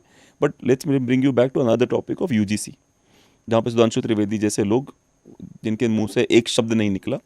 यूजीसी पे जाने से पहले जरा can you click on that picture. ये विश्वविद्यालय हैं, ये एक है मैसूर विश्वविद्यालय, 1916 महाराज नलवड़ी कृष्णराज वडियार ने बनाया, क्षत्रिय थे। हैदराबाद के निज़ाम थे, ये भी अशराफ थे। जो उस्मानिया त्रावणकोर विश्वविद्यालय, ये जो थे ये भाई साहब ये भी क्षत्रिय थे। अन्नामलई चेट्टियार बनिया थे नीचे। बीएचयू बनाने वाले हमारे महापंडित मदन मोहन मालवीय थे। 19 से 21 विश्वविद्यालय ऐसे थे। अलीगढ़ मुस्लिम यूनिवर्सिटी को जो 175 एकड़ ज़मीन राजा महेंद्र प्रताप ने दी थी, मेरे कास्ट के थे वो, ठीक है। उसके अलावा एम्स जो बनाया था, जो अमृत कौर जी ने बनाया था, जो नेहरू क्रेडिट देते हैं कुछ लूजर्स लिबरांडो, तो अमृत राज कौर जी ने बनाया था। वो कुछ क्षत्रिय से माना जाता है, कुछ बनिया से माना जाता है, अलग अलग उनके वो हैं कि वो अलूवालियास कहाँ से आते हैं, उसके दो अलग अलग विचार हैं। हमने यूनिवर्सिटी बनवाई, हमने कॉलेज बनवाया, हमको बनाया जा रहा है, उसमें हमें बेवकूफ़ बनाया जा रहा है, हमें बोला जा रहा है कि तुम जो है भाई अपनी यूनिवर्सिटी बनवाओ ना, आप ये यूनिवर्सिटीज फ्री कर दो जिसको हमारे बाप दादाओं ने अपने मेहनत से अपने बाय द वे सरकार ने 1 रुपया नहीं दिया इनके बनाने में। अब बाद में भले पैसा लगाओ सरकार ने, जब ये बनी थी तब सरकार ने 1 रुपया नहीं दिया था उनमें। तो जो हमारे बाप दादा यूनिवर्सिटीज़ बनवाई हैं उसमें हमें ही काटा जा रहा है यार, हमें ही बोला जा रहा है कि एनीवन विल कम एंड से इसने मुझे ऐसा बोला। एक लड़की का केस आपने सुना भी होगा, पत्रकार जो नहीं एक कोई लड़की थी जिसको जाके किसी लोअर कास्ट ने बोला I think I love you, तो उस लड़की ने मना कर दिया, तो उसने बोला मैं तेरे पे SC/ST लगवा दूंगा। अब सोचिए कितनी खतरनाक स्थिति है कि एक महिला को, और बाद में उसने शायद 20 लाख रुपए दिए, ऐसा क्लेम किया जा रहा है कि भैया मत कुछ करो। तो ये स्थिति देखो आप, सुप्रीम कोर्ट ने एक कानून बनाया था कि SC/ST एक्ट जो आप लगाते हो उसमें पहले आप इंक्वायरी करो। तो हमारे महामानव महाआदरणीय हिंदू हृदय सम्राट, मतलब लोअर कास्ट और जो बाकी के हिंदू, उनके हृदय सम्राट ने कहा कि भैया हम जो है वो अच्छा भाई, जो महामानव का भाई है वो कहता है हम तो क्षत्रिय हैं, बाद में हम तेल पेरने लगे। महामानव का जो भाई है वो उसने ऐसे ही कहा, उसने भी कहा था, ये उसका वीडियो पड़ा हुआ है। तो हमारे महामानव ने कहा नहीं, 2 बार इस देश में ऐसा हुआ है कि सुप्रीम कोर्ट के निर्णय को तत्काल बदला गया है। एक बार शाहबानों में हुआ था, एक बार महामानव ने बदला है, ठीक है ना। महामानव गौ हत्या पे कुछ नहीं ला पाए, महामानव 2 बच्चे पे कुछ नहीं ला पाए, पर जैसे ही इस पे महामानव तुरंत प्रकट हो गए और फैसला करके अंतर्धान हो गए भगवान की तरफ, ठीक है ना। तो मैं जानना चाहता हूँ UGC पे आपके क्या विचार है, जो इसमें बहुत ज्वलंत मुद्दा है। देखिए, हालांकि मुझे बोलना नहीं चाहिए UGC पे, क्योंकि मैं मुस्लिम कम्युनिटी से आती हूँ और हम नहीं, आप लॉयर हैं, आपको बोलना चाहिए। मैं हाँ, उसको हाँ, एडिशन में करूंगी जरूर। जी जी, लेकिन मैं ये पहले क्लियर कर दूं कि मुझे UGC पर बोलना बिल्कुल नहीं चाहिए, क्योंकि हम खुद 72 फिरका के मरे कुचले हुए लोग हैं। और मैं क्योंकि सुन्नी समुदाय से आती हूँ, मेरे दादा अब्बू जो हैं वो चारपाई पे किसी को बैठने नहीं देते थे। अगर वो अंसारी होता था या वो अरकी होता था तो चारपाई पे बैठने नहीं देते। तो ये डिक्टेटरशिप मैंने देखा हुआ है। लेकिन मुझे ऐसा लगता है कि देश को UCC का इंतजार था, बिल्कुल। UGC का इंतजार तो बिल्कुल भी दूर दूर तक नहीं था, देश को UCC का इंतजार था। द सेकेंड थिंग इज कि हमने अमेरिका में बहुत वो ब्लैक और वाइट का बहुत कॉन्फ्लिक्ट देखा था, बहुत वो इंटरनल डोमेस्टिक कॉन्फ्लिक्ट था। वो कोई एक देश से दूसरे देश का कॉन्फ्लिक्ट नहीं था, वो डोमेस्टिक इंटरनल अमेरिका का कॉन्फ्लिक्ट था। लेकिन किसी ने ये प्रोटेस्ट नहीं किया था मुझे ब्लैक बोलो, मुझे ब्लैक बोलो। ये प्रोटेस्ट नहीं था कि मेरे ऊपर बहुत सहानुभूति करो, मेरे ऊपर बहुत मतलब सिंपैथी करो, ये मुझे रिजर्वेशन दे दो। ये प्रोटेस्ट नहीं था। प्रोटेस्ट उनका था कि एक दिन तुम्हारे बगल में खड़े होकर दिखा देंगे। और ओबामा खड़ा हुआ, यूनाइटेड स्टेट ऑफ अमेरिका का प्रेसिडेंट बन के दिखाया कि भाई देखो, तुमने मुझे क्या सोचा था कि I am black, I am nothing, how डम यू आर। उसने अपनी सेल्फ आइडेंटिफिकेशन, अपना सेल्फ रिस्पेक्ट बना करके दिखाया। और आज आप, बिकॉज आप भी बहुत फॉरेन टूर करते हो, मैं भी जाती हूँ, तो आज हम जब जाते हैं तो वो जो एक सिनेरियो था ब्लैक और वाइट का, वो कहीं ना कहीं थोड़ा कम दिखाई दे रहा है। ये वाहिद ऐसी कंट्री है भारत जहां दलित कह रहा है मुझे दलित बोलो प्लीज, मुझे दलित बोलो। SC/ST कह रहा है प्लीज मुझे SC/ST बोलो और मेरे ऊपर सिंपैथी खा करके मुझे रिजर्वेशन दो। क्यों बोल कर रहे हो? हम नहीं चाह रहे हैं कि हम आपको आपकी जाति से पुकारें, हम चाह रहे हैं कि हम आपको हिंदू से पुकारें, हम चाह रहे हैं कि हम आपको आपकी क्वालिफिकेशन, आपकी डिग्री से पुकारें, हम चाह रहे हैं कि आप जिस पद पर बैठे हैं हम उससे आपको सम्मान दे करके पुकारें। भीमराव अंबेडकर जी, कोई नहीं कहता है अब कि वो किस जाति से आते थे। अब तो ये कहा जाता है संविधान लिखने वाले भीमराव अंबेडकर जी। तो मैं तो चाहती हूँ कि भीमराव अंबेडकर जी के जात से जो आता है वो भी कुछ ऐसा करे देश के लिए जिसके लिए हम ये कहें कि फलाना करने वाले ये। तो मुझे ऐसा लगता है कि ये वाहिद देश है जो भीख मांगने वाला कह रहा है प्लीज मुझे भीख मांगने वाला बोल दो ना, प्लीज बोल दो ना। तो ये एक पॉलिटिकल प्रोपेगेंडा है, ये एक पॉलिटिकल एजेंडा है। और मुझे लगता है कि अपनी गलती को सुधारना चाहिए देश की सरकार को। देश की सरकार को जिहादियों से लड़ने की ज़रूरत है। देश की सरकार को ऑपरेशन सिंदूर के बाद और भी पाकिस्तानी घुसपैठिया जो यहाँ पर बैठे हुए हैं उनको निकालने की ज़रूरत है। देश की सरकार को पाकिस्तानी मानसिकता से लड़ने की ज़रूरत है। देश की सरकार को देवबंद बंद करवाने की ज़रूरत है, देश की सरकार को जमायतुल उलमाए हिंद बंद करवाने की ज़रूरत है, देश की सरकार को all India Muslim personal law board बंद करवाने की ज़रूरत है, देश की सरकार को कुछ ऐसे लोगों पर इंक्वायरी स्टार्ट करवाने की ज़रूरत है जो देश में का ताना बाना बिगाड़ते रहते हैं, देश की सरकार को यासीन मलिक जो अभी तक घर जमाई बन करके जेल में हमारे टैक्स का पैसा खा रहा है, उसको अब फांसी पे चढ़ाने की ज़रूरत है। तो देश की सरकार के पास बहुत सारे काम हैं। देश की सरकार को गौ माता को राष्ट्रमाता का दर्जा देने की ज़रूरत है, देश की सरकार को पॉपुलेशन कंट्रोल बिल पर चर्चा करने की ज़रूरत है, देश की सरकार को इमीडिएट यूसीसी इंप्लीमेंट करने की ज़रूरत है, देश की सरकार को एनआरसी इंप्लीमेंट करने की ज़रूरत है, देश की सरकार को भारत को हिंदू राष्ट्र घोषित करने की ज़रूरत है, ना कि यूजीसी पर कोई मुझे लगता है कि टिप्पणियां भी नहीं करनी चाहिए थी, टिप्पणियां भी नहीं करनी चाहिए थी। ये मुद्दा था ही नहीं देश का। जो अभी अभी रात हो रही है, मुझे डिनर चाहिए। अब कोई मुझे कहेगा कि ये चॉकलेट खा लो, तो मैं यही कहूंगी ना, पागल हो गए हो क्या? I need dinner, proper meal, तुम चॉकलेट क्यों दे रहे हो? तो ये जो एक सिलसिला 2026 में मैंने देखा है कि चल रहा है कि जरा मुसलमान को खुश कर देते हैं, इस जरा जरा उनको भी खुश कर देते हैं, जरा ना उसको भी खुश कर देते हैं। क्यों कर रहे हो? क्यों कर रहे हो? आपको देश चलाने को दिया गया है, फॉर गॉड से देश चलाओ, फुफ्फो खाला मत बनो कि हमको सबको खुश करके चलना है। कैसे? Sorry, continue. Don't pretend like फुफ्फो और खाला कि देखो बेटा वो बहुत गुस्से में है, उसको जरा मना लो, तुम छोटी हो, तुमको थोड़ा झुक के रहना पड़ेगा, वो बड़ा है। ये फुफ्फो खाला का काम होता है, ये देश की सरकार का काम नहीं होता है। आपको कोई चिंता नहीं होनी चाहिए कि किसको बुरा लगेगा यूसीसी आने से, आपको कोई चिंता नहीं होनी चाहिए कि किसको बुरा लगेगा एनआरसी इंप्लीमेंट होने से। जहां पर देश की रक्षा और सुरक्षा की बात है, जहां पर देश की बात आती है, जहां पर देश के मान और सम्मान की बात आती है, जहां पर देश को बचाने की बात आती है, वहां पर आप प्रधानमंत्री और देश की सरकार का रोल अदा करें। यही आपकी गरिमा है और इसी चीज के लिए आपको देश के हिंदुओं ने जिताया है। और मैं हिंदू शब्द इसलिए कह रही हूं क्योंकि प्रधानमंत्री के खुद के क्षेत्र में, कॉन्स्टिट्यूएंसी में, जहां उन्होंने भर भर करके आवास योजना दिया था, जहां उन्होंने भर भर करके मुसलमानों को लाड और प्यार दिया था, वहां पर एक भी मुसलमान ने उनको वोट नहीं दिया था। इसलिए मैं कह रही हूं कि हिंदुओं ने आपको जिताया तो उनसे बागी मत हो जाइए। जिसका साथ उसका विकास। नहीं, मेरा तो अलग है कि जो देश के साथ सिर्फ उसका विकास। आपके व्यक्तिगत जीवन पे कुछ सवाल है मेरे पास। ओह माय गॉड, मेरी पर्सनल चीजों व्यक्तिगत को जीवन पे एक सवाल है, लेकिन व्यक्तिगत जीवन पे जाने से सबसे पहले नीचे पे चल, नीचे। एक ये सवाल मेरा है, ठीक है। एक निगत अब्बास नाम की एक महिला है, हाँ। पहले वो भारतीय जनता पार्टी में थी, जी। तो मंदिर जाती थी और ऐसे भी माला वाला चढ़ाती थी। तो उसका मैंने बिफोर आफ्टर वीडियो बनाया है। उसका एक बिफोर वीडियो है जहाँ पे वो, मतलब, हाँ, ये देखो, ये पहले से कपड़े देखो आप। निगत अब्बास, ये ऐसे मत देखो, वही है ये। नहीं, ये पहले की वीडियो है, बहुत पहले की। हाँ, बहुत पहले की। तो मैं कह रहा हूँ कि वही है, मतलब ऐसे सरप्राइज होके मत देखो। नहीं, मैं जानती हूँ, मैं कंप्लीट बुरके में है तो क्या हुआ? मैं मतलब हम एक्वेंटेंस रह चुके हैं, तो मुझे ये समझ में नहीं आता कि अब ये सवाल आप पे जा रहा है कि निगत अब्बास पहले भाजपाई बनी तो बड़ी हिंदूवादी बन गई, फिर वो कांग्रेसी बनी तो कह रही है मेरे जबरदस्ती प्रेशर डालते थे मेरे को हिंदू बन फर्रा जा। देते थे। हाँ। दूसरा, शाजिया इल्मी को ले लीजिए, मुझे रिसेंटली मिली थी कहीं पे, तो उन्होंने मुझसे फोटो खिंचवाई, तो मैं, मतलब, मुझे लगा वो कैमरा देख रही हैं, पर वो कहीं और देख रही थी। आई डोंट नो व्हाई वो ऐसा कर रही थी। बाद में मैंने आपसे पूछा कि वो क्यों कर रही थी, आपने मुझे बताने की कोशिश करी थी।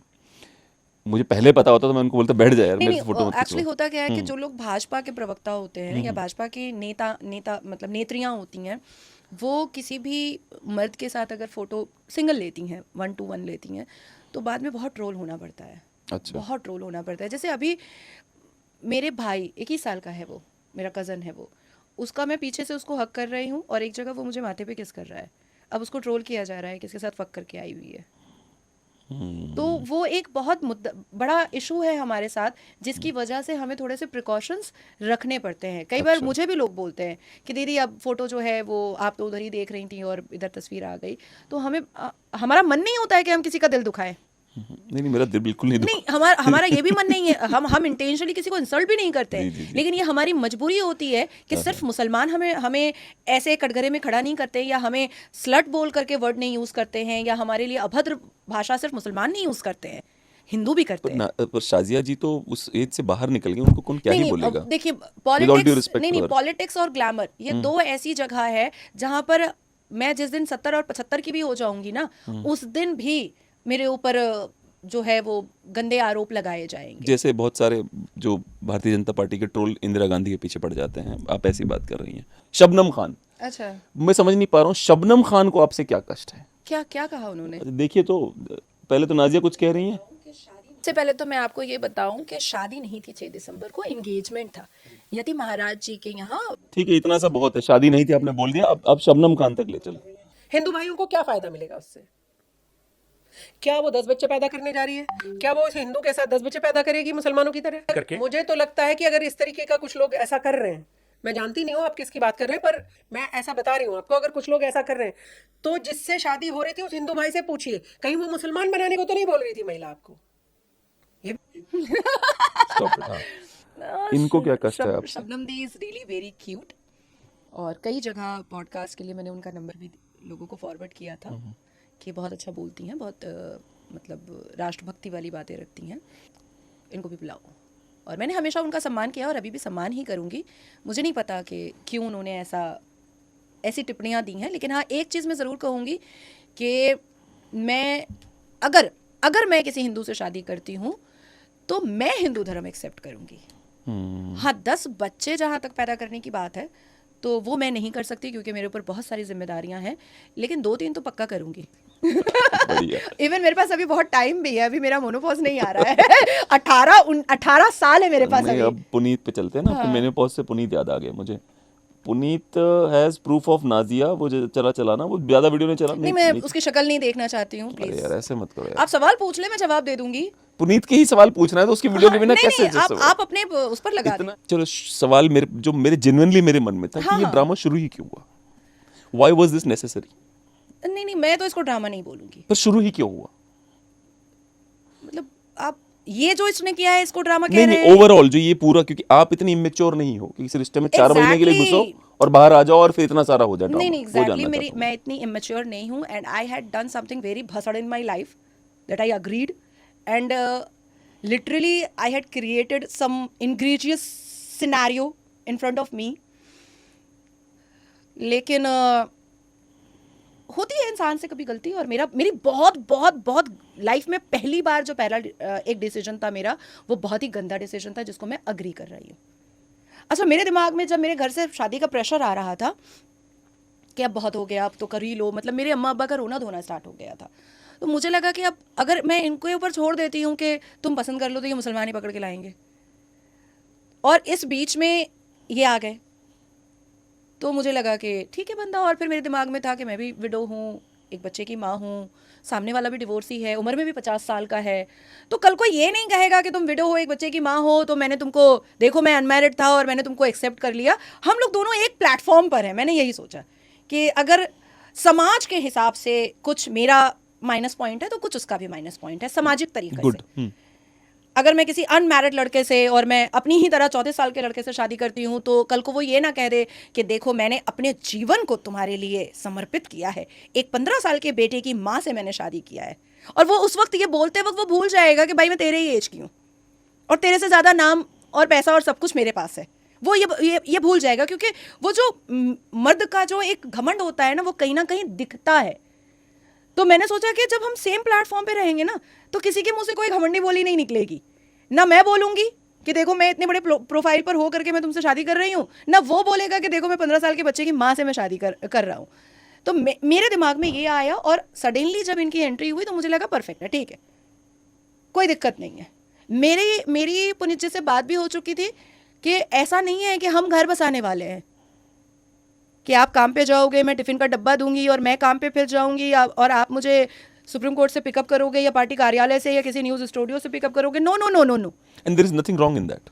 जो लोग कर रहे हैं उनके लिए देयर इज नथिंग रॉन्ग। आप अपनी एक्टिंग पर फोकस करो, आप अपने करियर पर फोकस करो, मुझसे जो हेल्प होगा मैं करूंगी, मैं अपने करियर पर फोकस करती हूँ, आपसे जो हेल्प होगा आप करना। हम दोनों कैमरा पर्सन हैं, आप भी कैमरा फेस करते हो, मैं भी कैमरा फेस करती हूँ, तो हम अपने अपने करियर को लेकर के कभी भी उसको सेकंड प्रायोरिटी नहीं देंगे। और हम दोनों मैच्योर हैं, तो अभी वो मतलब टीन एज वाला तो मोहब्बत है नहीं, मेरे बाबू ने खाना खाया और ये करो वो करो, वो तो मतलब नहीं हो सकता है। मोहब्बत भी बहुत मैच्योरिटी वाली होगी। लेकिन ऑन सर्टेन पॉइंट जब मुझे कुछ चीज़ें obnoxious लगी, कुछ चीज़ें मुझे ठीक नहीं लगा, तो मुझे ऐसा लगा कि मुझे पीछे हो जाना चाहिए। मुझे एक डिक्टेटरशिप दिखाई देने लगी उनमें। अब उन्होंने कहा मेरी बहन से माफ़ी मांगो, मेरी माँ से माफ़ी मांगो। तो मैंने जब बात ही नहीं किया है, मैंने कोई फ़ोन ही नहीं किया है, मेरा कोई बात ही नहीं हुआ, तो माफ़ी किस बात का मांगूँ? अब अचानक से आप मुझे, मेरी माँ ही मुझे फ़ोन करे और कहे कि अब्बा से माफ़ी मांगो, तो मैं ये तो पूछूंगी ना कि क्यों माफ़ी मांगूँ? एक रीज़न होना चाहिए। हाँ, अगर मैंने बदतमीज़ी की है, अगर मैंने इंसल्ट किया है, अगर मैंने कोई अभद्र बात कही है या उनको ऐसा फील हो गया है, तो मैं एक्सप्लेन करूंगी। शायद मैंने ठीक बोला होगा, उनको समझने में गलती हुई होगी, लेकिन मैंने तो बात ही नहीं की थी उसकी माँ और बहन से। बाद में फिर मैंने उसकी बहन से बात किया, पुनीत जी की, कि मैंने आपको ऐसा क्या बोल दिया जो आपने उनको बोला है कि नाजिया से माफ़ी मंगवाओ। बोले भाई मेरी तुमसे तो कोई बात ही नहीं हुई है। और नाजिया, फिर उन्होंने मैसेज किया पुनीत को कि नाजिया ने मुझसे जब भी बात किया है बहुत रिस्पेक्टफुली बात किया है, तुम ये सब क्यों कर रहे हो? और वो मैसेज मेरे पास आज तक मैं है। आपको जानता हूँ इस मामले में, you are very respectful to people, I know for sure. दूसरा कि तो वो एक डिक्टेटरशिप क्रिएट करने की मेरे ऊपर कोशिश कर रहे थे जो मैं बर्दाश्त नहीं कर सकती थी। मैं डिक्टेटरशिप बर्दाश्त नहीं कर सकती हूँ। ना मैं अपने अब्बा की डिक्टेटरशिप बर्दाश्त कर सकती हूँ, ना मैं अपने अम्मा की डिक्टेटरशिप बर्दाश्त कर सकती हूँ, और ना मैं किसी की डिक्टेटरशिप बर्दाश्त कर सकती हूँ। जो गलत है वो गलत है, जो वाइट है वाइट है, जो ब्लैक है ब्लैक है, जो सही है वो सही है। उसके बाद फिर जिस तरीके से उनका पास्ट का सब चीज़ मुझे सामने आया, मुझे कोई प्रॉब्लम नहीं है कि मैं जिससे शादी कर रही हूँ उसका कोई पास्ट ना हो। बिल्कुल हो, अरे हो, तभी तो लगेगा कि हाँ भाई लड़कियों के लिए बहुत एक अट्रैक्टिव चीज़ था। मुझे कोई प्रॉब्लम नहीं है कि अगर कोई अपनी पास्ट लाइफ में बहुत नशा करके आया है या बहुत कुछ करके आया है, मुझे एज सच मुझे कोई प्रॉब्लम नहीं है। ठीक है, इंसान से गलतियां होती हैं, इंसान अपनी जवानी में, अपने उस ऑरा में, मैं भी जब स्कूल कॉलेज में थी मैं बहुत रिवीलिंग कपड़े पहनती थी, बहुत वेस्टर्न आउटफिट्स मैंने ऐसे ऐसे पहने हैं कि क्या ही अभी भारत में कोई पहनती होगी। मैं तो एंजेलिना जॉली को मैं कॉपी करती थी अपने वेस्टर्न आउटफिट्स में। तो मुझे ऐसा कोई दिक्कत नहीं होती है। हाँ, मैंने अपनी ज़िंदगी में कभी नशा नहीं किया है।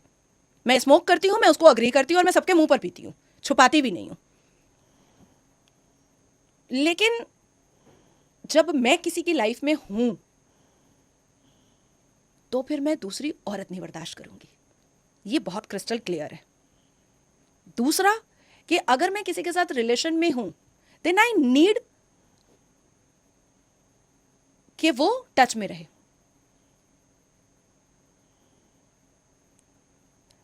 वो किसी और से 4 घंटे बात कर रहा है, फालतू के बकवास, लेकिन मेरे कॉल का समय नहीं है। तो ये चीजें मुझे ऐसा लगता है कि आप मुझे इंसल्ट कर रहे हो। आप मेरे ही परिचित के लोगों से 2 घंटे बात कर रहे हो फालतू की बकवास से, मेरे ही परिचित लोगों से, और जब मैं कॉल कर रही हूं तो आप कह रहे हो कि बाद में बात करते हैं। तो वो मेरा इंसल्ट मुझे फील होता है, और उसके बाद से फिर मैंने साइड लेना स्टार्ट किया। मैंने सिर्फ एक सवाल पूछा था जिसका जवाब उन्होंने व्हाट्सएप पे दिया भी था कि हाँ मैंने चांद उनकी कोई दोस्त है और उसका कोई 28-30 साल का बेटा है, म्यूजिक कंपोजर है। हाँ, मैंने उसके मांग में सिंदूर भरा था। तो मैंने कहा कि लीगल तरीके से एक बीवी आपकी है और हिंदू सनातन तरीके से एक बीवी आपकी है, तो मैं तो ऐसे ही पॉलीगेमी के अगेंस्ट हूँ, तो मुझे तीसरी नहीं बनना है। टाटा बाय बाय, बात खत्म हो गई। मुझे ऐसा लगता है कि जिस शब्दों का प्रयोग वो कर रहे हैं वो अपनी माँ की परवरिश का वो सबूत दे रहे हैं, इसके अलावा कुछ भी नहीं दे रहे हैं। 12 बार सेक्स करवाती थी, सेक्सुअली एडिक्टेड थी, नशा करती है, पाकिस्तान और बांग्लादेश की स्पाई है, पढ़ी लिखी नहीं है, 4 क्लास पास नहीं है, पूरा शक्ल प्लास्टिक। ठीक है, कंटिन्यू सॉरी। पढ़ी लिखी मेरा ना मुझे गुस्सा आ जाता है क्योंकि हमारे प्रधानमंत्री जी भी बहुत ज़्यादा पढ़े लिखे आदमी नहीं है, पर देश के प्रधानमंत्री बन के बैठे हुए। उसके बाद फिर पूरे शक्ल पे उसने प्लास्टिक सर्जरी करा के रखा है। नाजिया इलाही खान की ओरिजिनल उम्र जो है वो 61 है और 62 54 नहीं, 54 अभी नए वाले जिस दिन 61 मेरा हो गया। बर्थडे था उस दिन नया वीडियो जारी हुआ है, अच्छा, जिसमें 61 है, मैंने जो 62 रिसर्च पे। करी उसमें 52 था, फिर 54 हो गया। मैंने कहा अभी 2 साल कैसे बढ़ा देते हैं 2 ही महीने में। हाँ, उसके बाद फिर एक कोई फेक फेसबुक का वो उसने पोस्ट किया है जिसमें 11 अगस्त 1975 लिखा हुआ है, फेसबुक का पोस्ट वो है। मैंने अपनी पूरी प्लास्टिक सर्जरी करा के मैं यंग बनी फिरती हूँ, मैं अपने नेल्स में इंजेक्शन लेती हूँ यंग दिखने के लिए। मैं सोनागाछी प्रोस्टिट्यूट एरिया के पास मेरा जन्म हुआ है। मतलब क्या क्या मतलब narcissist personality central of attraction बनने के लिए तुम इतना नीचे गिरोगे? तो मैंने तो अब तय किया है कि मैं कोई भी एंकर सवाल पूछेगा ना, मैं कहूँगी कि भाई जियो पॉलिटिक्स पे बात कर ले, मैं इस देश और ब्रह्मांड की ना जानी मानी स्पीकर हूँ। इसके अलावा भी बहुत सारे दुनिया में खबर हैं, तो इसके बारे में मुझे कोई जवाब नहीं देना है, क्योंकि नार्सिसिस्ट पर्सनालिटी का, क्योंकि मैंने सोशियोलॉजी बहुत पढ़ी है, और हम लोग डिवोर्स के मामले पर और पॉक्सो के मामले पे जो अभी रोमियो जूलियट एक्ट हो चुका है, उसमें हम लोग बच्चियों का और डिवोर्स के मामले में कपल का बहुत काउंसलिंग भी करते हैं। और क्योंकि सोशियोलॉजी मेरा बहुत स्ट्रांग है, तो मैं वो उस पर्सनालिटी को मैं स्टडी कर सकती हूँ। बेसिकली ये आदमी, मैं नार्सिसिस्ट इसलिए बोल रही हूँ क्योंकि ये बॉलीवुड में एक मुकाम पर तो पहुँचा था, नो डाउट, इसमें तो कोई डाउट ही नहीं है कि एक मुकाम पर ये पहुँचा था और बहुत बड़े बड़े एक्टर्स के साथ इसने काम किया था। लेकिन इसके अपने बिहेवियर की वजह से और इसके अपने ये नार्सिसिस्ट पर्सनालिटी की वजह से ये वहाँ से निकाल दिया गया। ये चरस गांजा कोकीन में डूब गया। शायद सलमान खान ने थप्पड़ भी मारा है, शायद। अरे बिग बॉस में सलमान खान ने बहुत बेइज्जत किया है, सबको बोलते फिरता है मैंने प्रीति जिंटा को डांस सिखाया है, मैं एक्टर हूँ, कोरियोग्राफर हूँ, राइटर हूँ, म्यूजिक कंपोजर हूँ, सिंगर हूँ। भाई तू 10 किस्म का आदमी हो सकता है, मैं सिर्फ नेता और वकील नहीं हो सकती क्या? मैं तो सिर्फ 2 ही कैरी कर रही हूँ, और इस देश में 80% नेता वकील है, और आगे पहले भी रह चुके हैं। यहाँ तक कि जो जिन्ना था वो भी वकील था। बिल्कुल, मतलब जिन्ना तो वाज वेरी लो क्लास वकील, बट वकील था। हाँ। तो मैं स्टार्टिंग से बोल रही हूँ कि वहाँ पर ये अनसक्सेसफुल हुआ। उसके बाद फिर क्या हुआ कि ये सीरियल में गया, सीरियल में भी छोटे छोटे रोल इसको मिलते थे नहीं मिलते थे। तो जाहिर सी बात है कि कोई व्यक्ति शाहरुख खान के साथ एक्टिंग कर रहा है, अभिषेक बच्चन के साथ एक्टिंग कर रहा है, प्रीति जिंटा के साथ एक्टिंग कर रहा है, और फिर वो भस्मासुर कर रहा है, और फिर वो नारायण बन रहा है छोटे से पर्दे पर, और वो भी उसको हफ्ते में, 15 दिन में, 25 दिन में एक छोटा सा रोल मिल रहा है, और वो भी उसको वो वैल्यू नहीं मिल रहा है सेट पर जो पहले कभी मिला करता था। तो बंदा जिम्मेदार वो खुद है, वो खुद है। अभी मुझे समझ में आ रहा है कि वो जिम्मेदार खुद है। पहले मुझे भी लगता था कि यार ये तो गलत है, लेकिन अभी मुझे लगता है कि आप जिस थाली में आप खा रहे हो, उसी थाली में आप लुंगी उठा करके हक दे रहे हो, तो जाहिर सी बात है कि सामने वाला थप्पड़ मार के हटाएगा ही कि तू मेरी थाली में खा के मेरी थाली में हक रहा है बेटे, अब बताता हूं तुझे। तो उसके बाद फिर अब ये सीरियल से भी अभी तो पूरा वेला है। अब ये यूट्यूबर बन चुका है,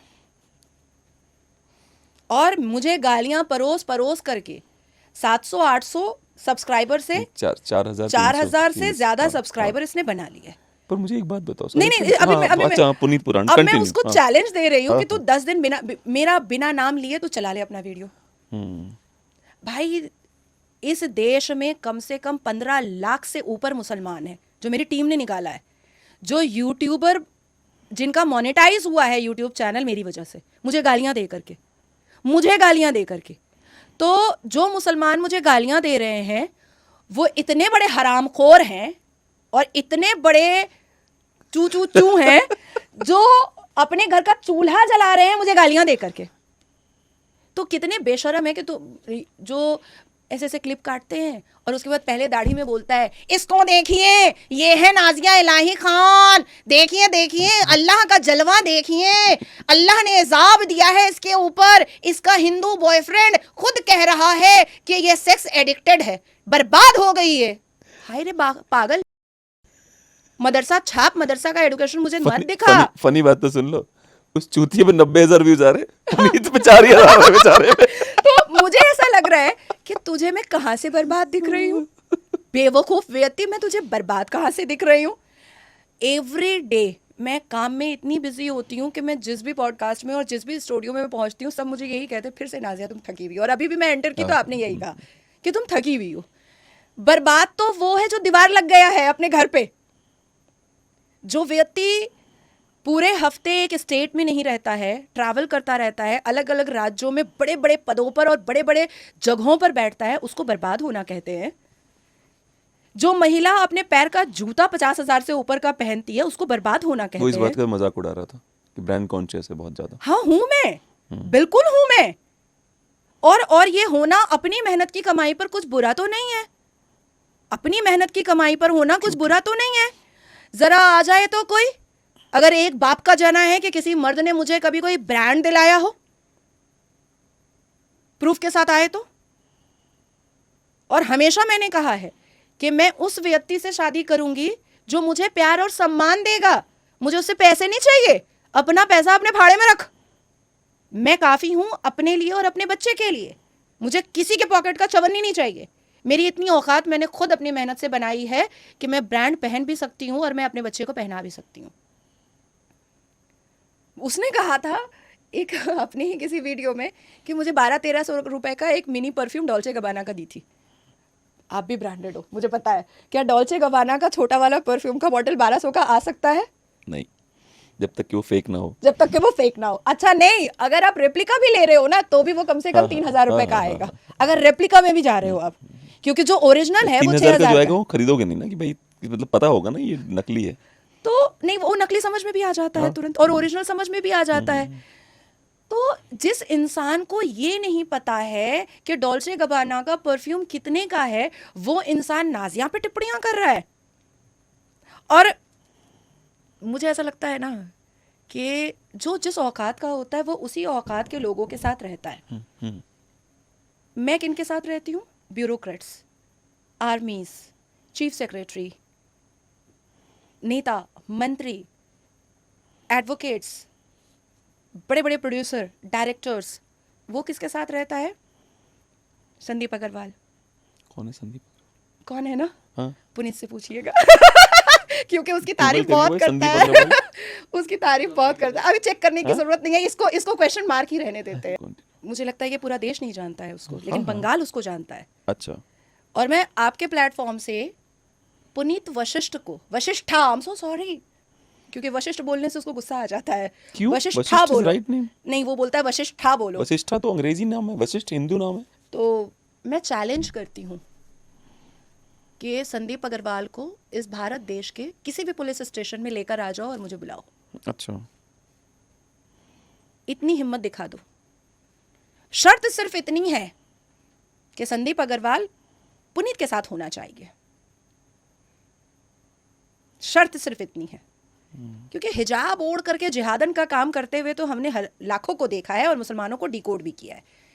इस बार ब्राह्मण और अग्रवाल को मैं डिकोड करने के लिए तैयार हूं। और मैं आपको एक बात बताऊं, कितनी मुसलमान लड़कियां और कितने हिंदुओं ने मुझे कॉल करके कहा। अभी मुझे महाराष्ट्र में भी, जब मैं पार्टी कार्यालय के बाहर खड़ी थी और एक राज्य स्पोक पर्सन के साथ मैंने फ़ोटो डाली थी, तो तुरंत पुनीत ने उसको दुनिया भर की मेरी छोटे कपड़े की तस्वीरें भेजना स्टार्ट कर दिया। तो वो मेरे को भेजा और कहा कि दीदी ये देखिए क्या कर रहा है। तो मुझे ऐसा लगता है कि, और जितना मुझे जो मुसलमान बच्चियां हैं, जो यंग लड़कियां हैं और जो हिंदूज़ हैं, वो मुझे कॉल करके ये कह रहे हैं, इवन कितने मैसेजेस मेरे पास है कि जो वो कर रहा है ना, ये हिंदुओं का नाम बदनाम कर रहा है। अब तो कोई भी मुस्लिम लड़की किसी हिंदू लड़के से शादी करने से पहले 1000 बार सोचेगी कि क्या इस तरीके से हिंदू मर्द लड़कियों को बदनाम करना सीखते हैं अपनी माँ के कोख से। मुझे लगता है पर्सनल वेंडेटा निकालना कोई बुरी बात नहीं है, पर्सनल रिवेंज निकालना कोई बुरी बात नहीं है। आपको मेरे ऊपर गुस्सा है, आप डिग्निफाइड तरीके से, आप क्लासी तरीके से आप लड़ो ना मुझसे, कौन मना कर रहा है। आपको गुस्सा है मेरे ऊपर, आप गुस्सा निकालो बोल बोल करके, लेकिन स्लट लिखना ये क्या होता है? प्रोस्टिट्यूट एरिया में पैदा हुई है ये बोलना, 12 बार मेरे से सेक्स करवाती थी और सेक्स एडिक्टेड थी, उसकी गुफा में मैं घूम कर आया हूँ। ये कौन सा लैंग्वेज है? ये कौन सा वर्ड है? ये कौन सा स्टेटमेंट है? ये क्या हिंदू सभ्यता का स्टेटमेंट है? ये हिंदू संस्कृति का स्टेटमेंट है? आप क्या साबित कर रहे हो कि ब्राह्मण समाज के लोग ऐसे शब्द अपनी माँ के कोख से सीखते हैं? क्या साबित कर रहे हो? पुनीत बेसिकली मुझे नहीं बदनाम कर रहा है, पुनीत बेसिकली ब्राह्मण समाज को बदनाम कर रहा है। ब्राह्मण समाज, एंटायर ब्राह्मण समाज को वो बदनाम कर रहा है, मुझे नहीं बदनाम कर रहा है। मेरे बदन पे बिल्कुल भी कुछ नहीं लग रहा है और मैं तो ओपन चैलेंज कर रही हूं कि संदीप को उठा, अगर एक बाप का पुनीत पैदा है, एक बाप का, तो संदीप को उठा और जिस भी इस भारत के जिस भी पुलिस स्टेशन में आप मुझे बुलाना चाहता है बुला। बोला, लेकिन शर्त सिर्फ इतनी है कि संदीप साथ में होना चाहिए। लेकिन पुनीत जिन शब्दों का प्रयोग कर रहा है वो मुझे नहीं बदनाम कर रहा है, वो ब्राह्मण समाज एंटायर पूरे ब्रह्मांड में जहां जहां ब्राह्मण समाज है, जहां जहां वशिष्ठ कुल के समाज है, वो उनको बदनाम कर रहा है। क्योंकि जो शब्द वो इस्तेमाल कर रहा है, मुझे नहीं लगता है कि ब्राह्मण समाज ऐसे शब्दों का इस्तेमाल किसी स्त्री और किसी नारी के लिए करते हैं। नहीं करते। और बेसिकली पुनीत वशिष्ठ इज बॉलीवुडिया, तो ऐसे भांडों से उम्मीद करना कि वो ब्राह्मण है, वो बेवकूफ़ी है।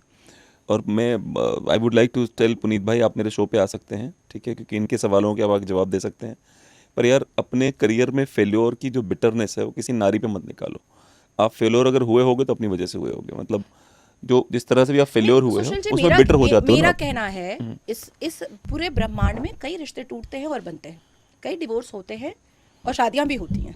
हर रोज बारात भी जा रहा होता है और हर रोज डिवोर्स की डिग्री भी लोग लेकर के निकलते हैं। बहुत लोग हमें रास्ते में कपल भी नजर आते हैं और बहुत लोग बहुत मुरझाए हुए भी नजर आते हैं। लेकिन क्या ये होता है जिन शब्दों का इस्तेमाल वो कर रहे हैं? ऑनलाइन तो नहीं होता, होता है पर घरों में होता है, अंदर अंदर होता है, अंदर ऑनलाइन होता कभी नहीं है। होता। हाँ। ये नहीं, मुझे ऐसा लगता है कि सभ्य घर के लोग घर में भी इन शब्दों से तो किसी स्त्री को नहीं बोलते नहीं होंगे। पॉसिबल। गुफा में घूम के आया हूँ, नहीं क्या बात कर रहे हो। सेक्स एडिक्टेड है, मुझे नहीं लगता है। मुझे जहां तक पता है कि इस देश का संविधान जो ये काम करती हैं उसको भी उन शब्द से बोलने मना करता है, उस पर भी क्रिमिनल सेक्शंस है। आप सोशल वर्कर बोल सकते हैं। मैं यहाँ तक ऐसे केसेस को भी जानती हूँ कि जो रिक्शा वाला जिस महिला के साथ रात में सोया है एक रेड लाइट एरिया में जा करके, सुबह उसी को अपने रिक्शे पे बिठा करके दूसरी जगह लेकर जा रहा है, पर पलट के ये नहीं देख रहा है कि मैं इसके साथ था। उस रिक्शे वाले को सभ्यता इन है, लोगों को सभ्यता ज्यादा है। एक रिक्शे वाले को सभ्यता है कि भाई मुझे क्या है। तो मुझे ऐसा लगता है कि अगर आपको मेरे नाम पर पहले आपने मेरे साथ रह करके टीआरपी बटोरी, क्योंकि आप गुमनाम एक्टर हो गए थे, आप चवन्नी एक्टर हो गए थे, आपका कोई औकात नहीं था। मैं आपसे पैसे में, सुंदरता में, अपने एज में, हर चीज में मैं आपसे बहुत बेटर थी, बहुत बेटर, एक्सट्रीम बेटर थी। आपको 50 साल में एक लकी ड्रॉ लगा था। अब ये आपकी किस्मत फूटी हुई है तो आप कुछ नहीं कर सकते। आप शाहरुख खान के साथ एक्टिंग कर रहे थे, आप वहां से लात मार के निकाल दिए गए। आपको पूरे बॉलीवुड ने लात मार के निकाल दिया। आप सीरियल में गए, आपको वहां पर भी आपकी नहीं चली। आप मेरे साथ आए, यहाँ पर भी आपकी नहीं चली। अब आप यूट्यूबर बन गए हैं, आपकी वहां पर भी नहीं चल रही है। तो आप अगर पैदा ही बदकिस्मत हुए हैं तो यह आपका प्रॉब्लम है। आप वो अग्रेशन दूसरे पर मत निकालो। और अपनी माँ की परवरिश का परिचय किसको किसको दोगे? सब जान गया कि आपकी माँ ने आपको क्या परवरिश दी है, सबको पता चल गया है। आई अब डोंट तो think Bollywood will ever cast him, क्योंकि जो भी मैं एक बात को समझिए आप। नहीं, मैं यहाँ पर रोकूंगी। अच्छा, मैं मानती हूँ कि बॉलीवुड भांड है, मैं मानती हूँ कि बॉलीवुड में से हम कोई अपेक्षा नहीं रख सकते हैं। जब रणवीर सिंह ने दीपिका पादुकोण से शादी की तो क्या रणवीर सिंह को नहीं पता था कि दीपिका पादुकोण ने कितने बोटॉक्स कराए हैं और कितनी प्लास्टिक सर्जरी कराई है? पता होगा। क्या रणवीर सिंह को नहीं पता था कि दीपिका पादुकोण का किसके किसके साथ रिलेशन था? और रिसेंट रणबीर कपूर का रिलेशन तो खुद कॉफी विद करण में दीपिका पादुकोण ने कहा बैठ करके, और अपने हस्बैंड के बगल में बैठ करके कहा। बहुत सारे रिश्ते बॉलीवुड में भी टूटते हैं, बहुत सारे रिश्तों में बॉलीवुड में भी बहुत तरीके का होता है, उठा पटक होता है। आमिर खान 2 बीवियों को तलाक दिया, लेकिन बेटी की शादी होती है तो दोनों बीवियां खड़ी होती है और दोनों को हक करता है वो। ये जो हरकत है ये बॉलीवुड वाला भी नहीं है। अगर बॉलीवुड वाला नहीं, ये मैं वो नहीं कह रहा था। मैं कह रहा था कि वो बॉलीवुड वाले अब इसको कास्ट नहीं करेंगे अपनी फिल्मों में। नहीं, मैं इसको क्लियर हाँ, कर दूं हाँ, कि हाँ। अगर इसके अंदर वाकई में प्रो बॉलीवुड एटीट्यूड और मतलब हरकतें भी होती ना, तो इसको तो बहुत मॉडर्न होना चाहिए था। अगर वाकई में मैंने प्लास्टिक सर्जरी कराई भी है तो ये इसके लिए मुद्दा होता ही नहीं। ट्रू। अगर वाकई में मैंने बोटॉक्स कराए भी हैं तो वो भी इसके लिए मुद्दा होता ही नहीं। अगर वाकई में मेरे बहुत लगता सारे नहीं आपने बोटॉक्स कराया, सॉरी टू से दैट। अगर नहीं, अगर कोई भी फीमेल, मैं इसको पहले बोल देती हूँ कि अगर कोई भी फीमेल लिप्स का बोटॉक्स कराई है तो वो कभी स्मोक इतना नहीं कर सकती है, क्योंकि वो जो बोटॉक्स का जो जेल होता है वो तो मुझे लगता है कि 4 दिन के मेरे स्मोक में ही खत्म हो जाएगा, और एवरी 4 डे मुझे इंजेक्ट करना पड़ेगा खुद को। अच्छा। और एवरी 4 डे अगर मैं खुद को इंजेक्ट कर रही हूँ तो वो इतनी स्वेलिंग होती है कि मैं 4 दिन 5 दिन 10 दिन 12 दिन में कैमरा के सामने नहीं आ सकती हूँ। तो ये बहुत नॉर्मल सी चीज़ है। दूसरी चीज़ कि अगर किसी ने फिलर्स या किसी ने बोटॉक्स कराया है अपने फेस पर तो वो इतना कैफीन नहीं ले सकती है, क्योंकि कैफीन क्या होता है, वो बोटॉक्स को और फिलर्स को, उस सारे जेल को वो डाइल्यूट कर देता है, वो मेल्ट कर देता है caffeine. It would look pathetic, right? कि सारा लिप्स यहाँ आ गया। सब कुछ यहाँ लटक जाएगा। तो मैं जिस हिसाब से कैफीन लेती हूँ, मैं जिस हिसाब से कॉफ़ी पीती हूँ, तो वो तो मुझे हर 4 दिन के बाद डर्मेटोलॉजी के पास बैठे रहना चाहिए। तो फिर मैं कैमरा के सामने एवरीडे कैसे रहती हूँ? 2015 से लेकर 2026 तक एक दिन भी ऐसा नहीं गया है जो मैं कैमरा के सामने नहीं हूँ। तो ये वो व्यक्ति समझेगा जो शिक्षित हो। अब 11 फेल क्या ही समझेगा। नहीं, मेरा पुनीत भाई से दूस- इतना ही कहना है यार, बहुत नाज़िया इलाही खान कितने मेहनत करने लग जाओ, प्रॉब्लम अपने आप सॉल्व हो जाएगी।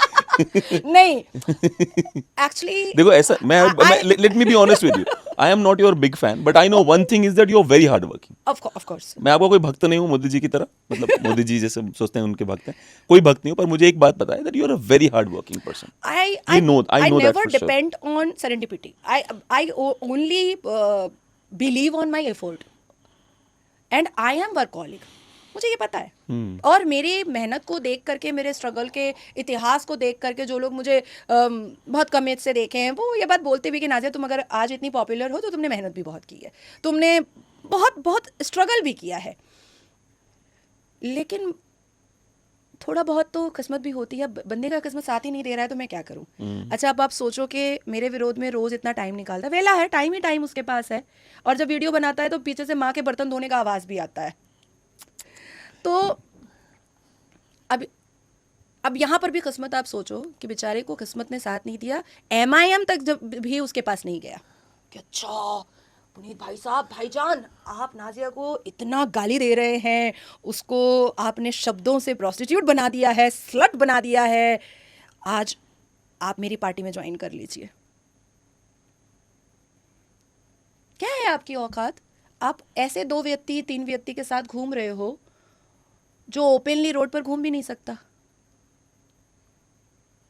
आप कहाँ गिर गए जा करके?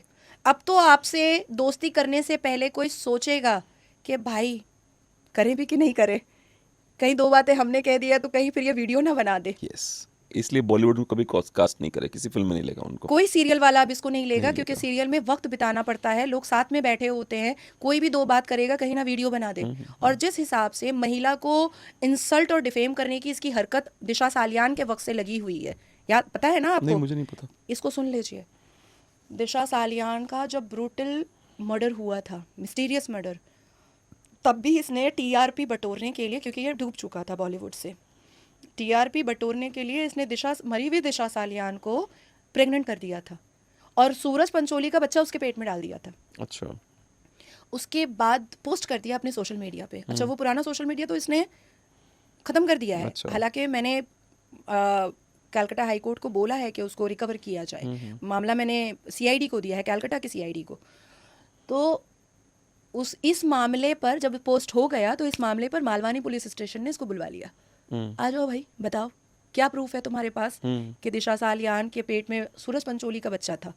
सूरज पंचोली के परिवार ने भी इसके ऊपर केस किया, दिशा सालियान के पिता ने भी इसके ऊपर केस किया है।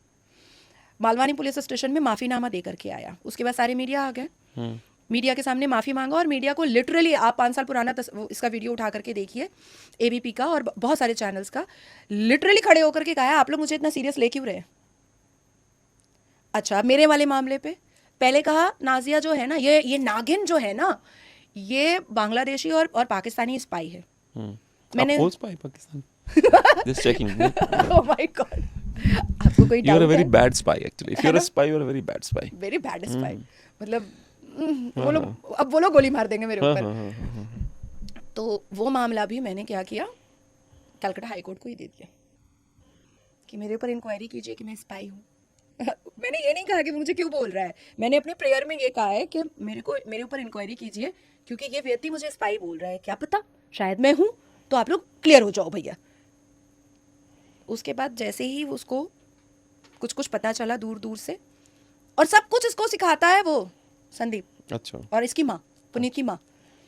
तो दूसरा वीडियो में कह रहा है नहीं नहीं जो सच है वो बोलना चाहिए, वो स्पाई नहीं है, अच्छा वो स्पाई नहीं है। एक वीडियो में बैठ करके संदीप के साथ कह रहा है यहाँ इस बिस्तर पे सो के गई है। दूसरा वीडियो बना रहा है आई एम सॉरी मुझे बिस्तर नहीं दिखाना चाहिए था, एक महिला का के साथ ऐसा नहीं करना चाहिए था। उसके बाद फिर एक वीडियो में कह रहा है 12 बार सेक्स करती थी, सेक्स एडिक्टेड है।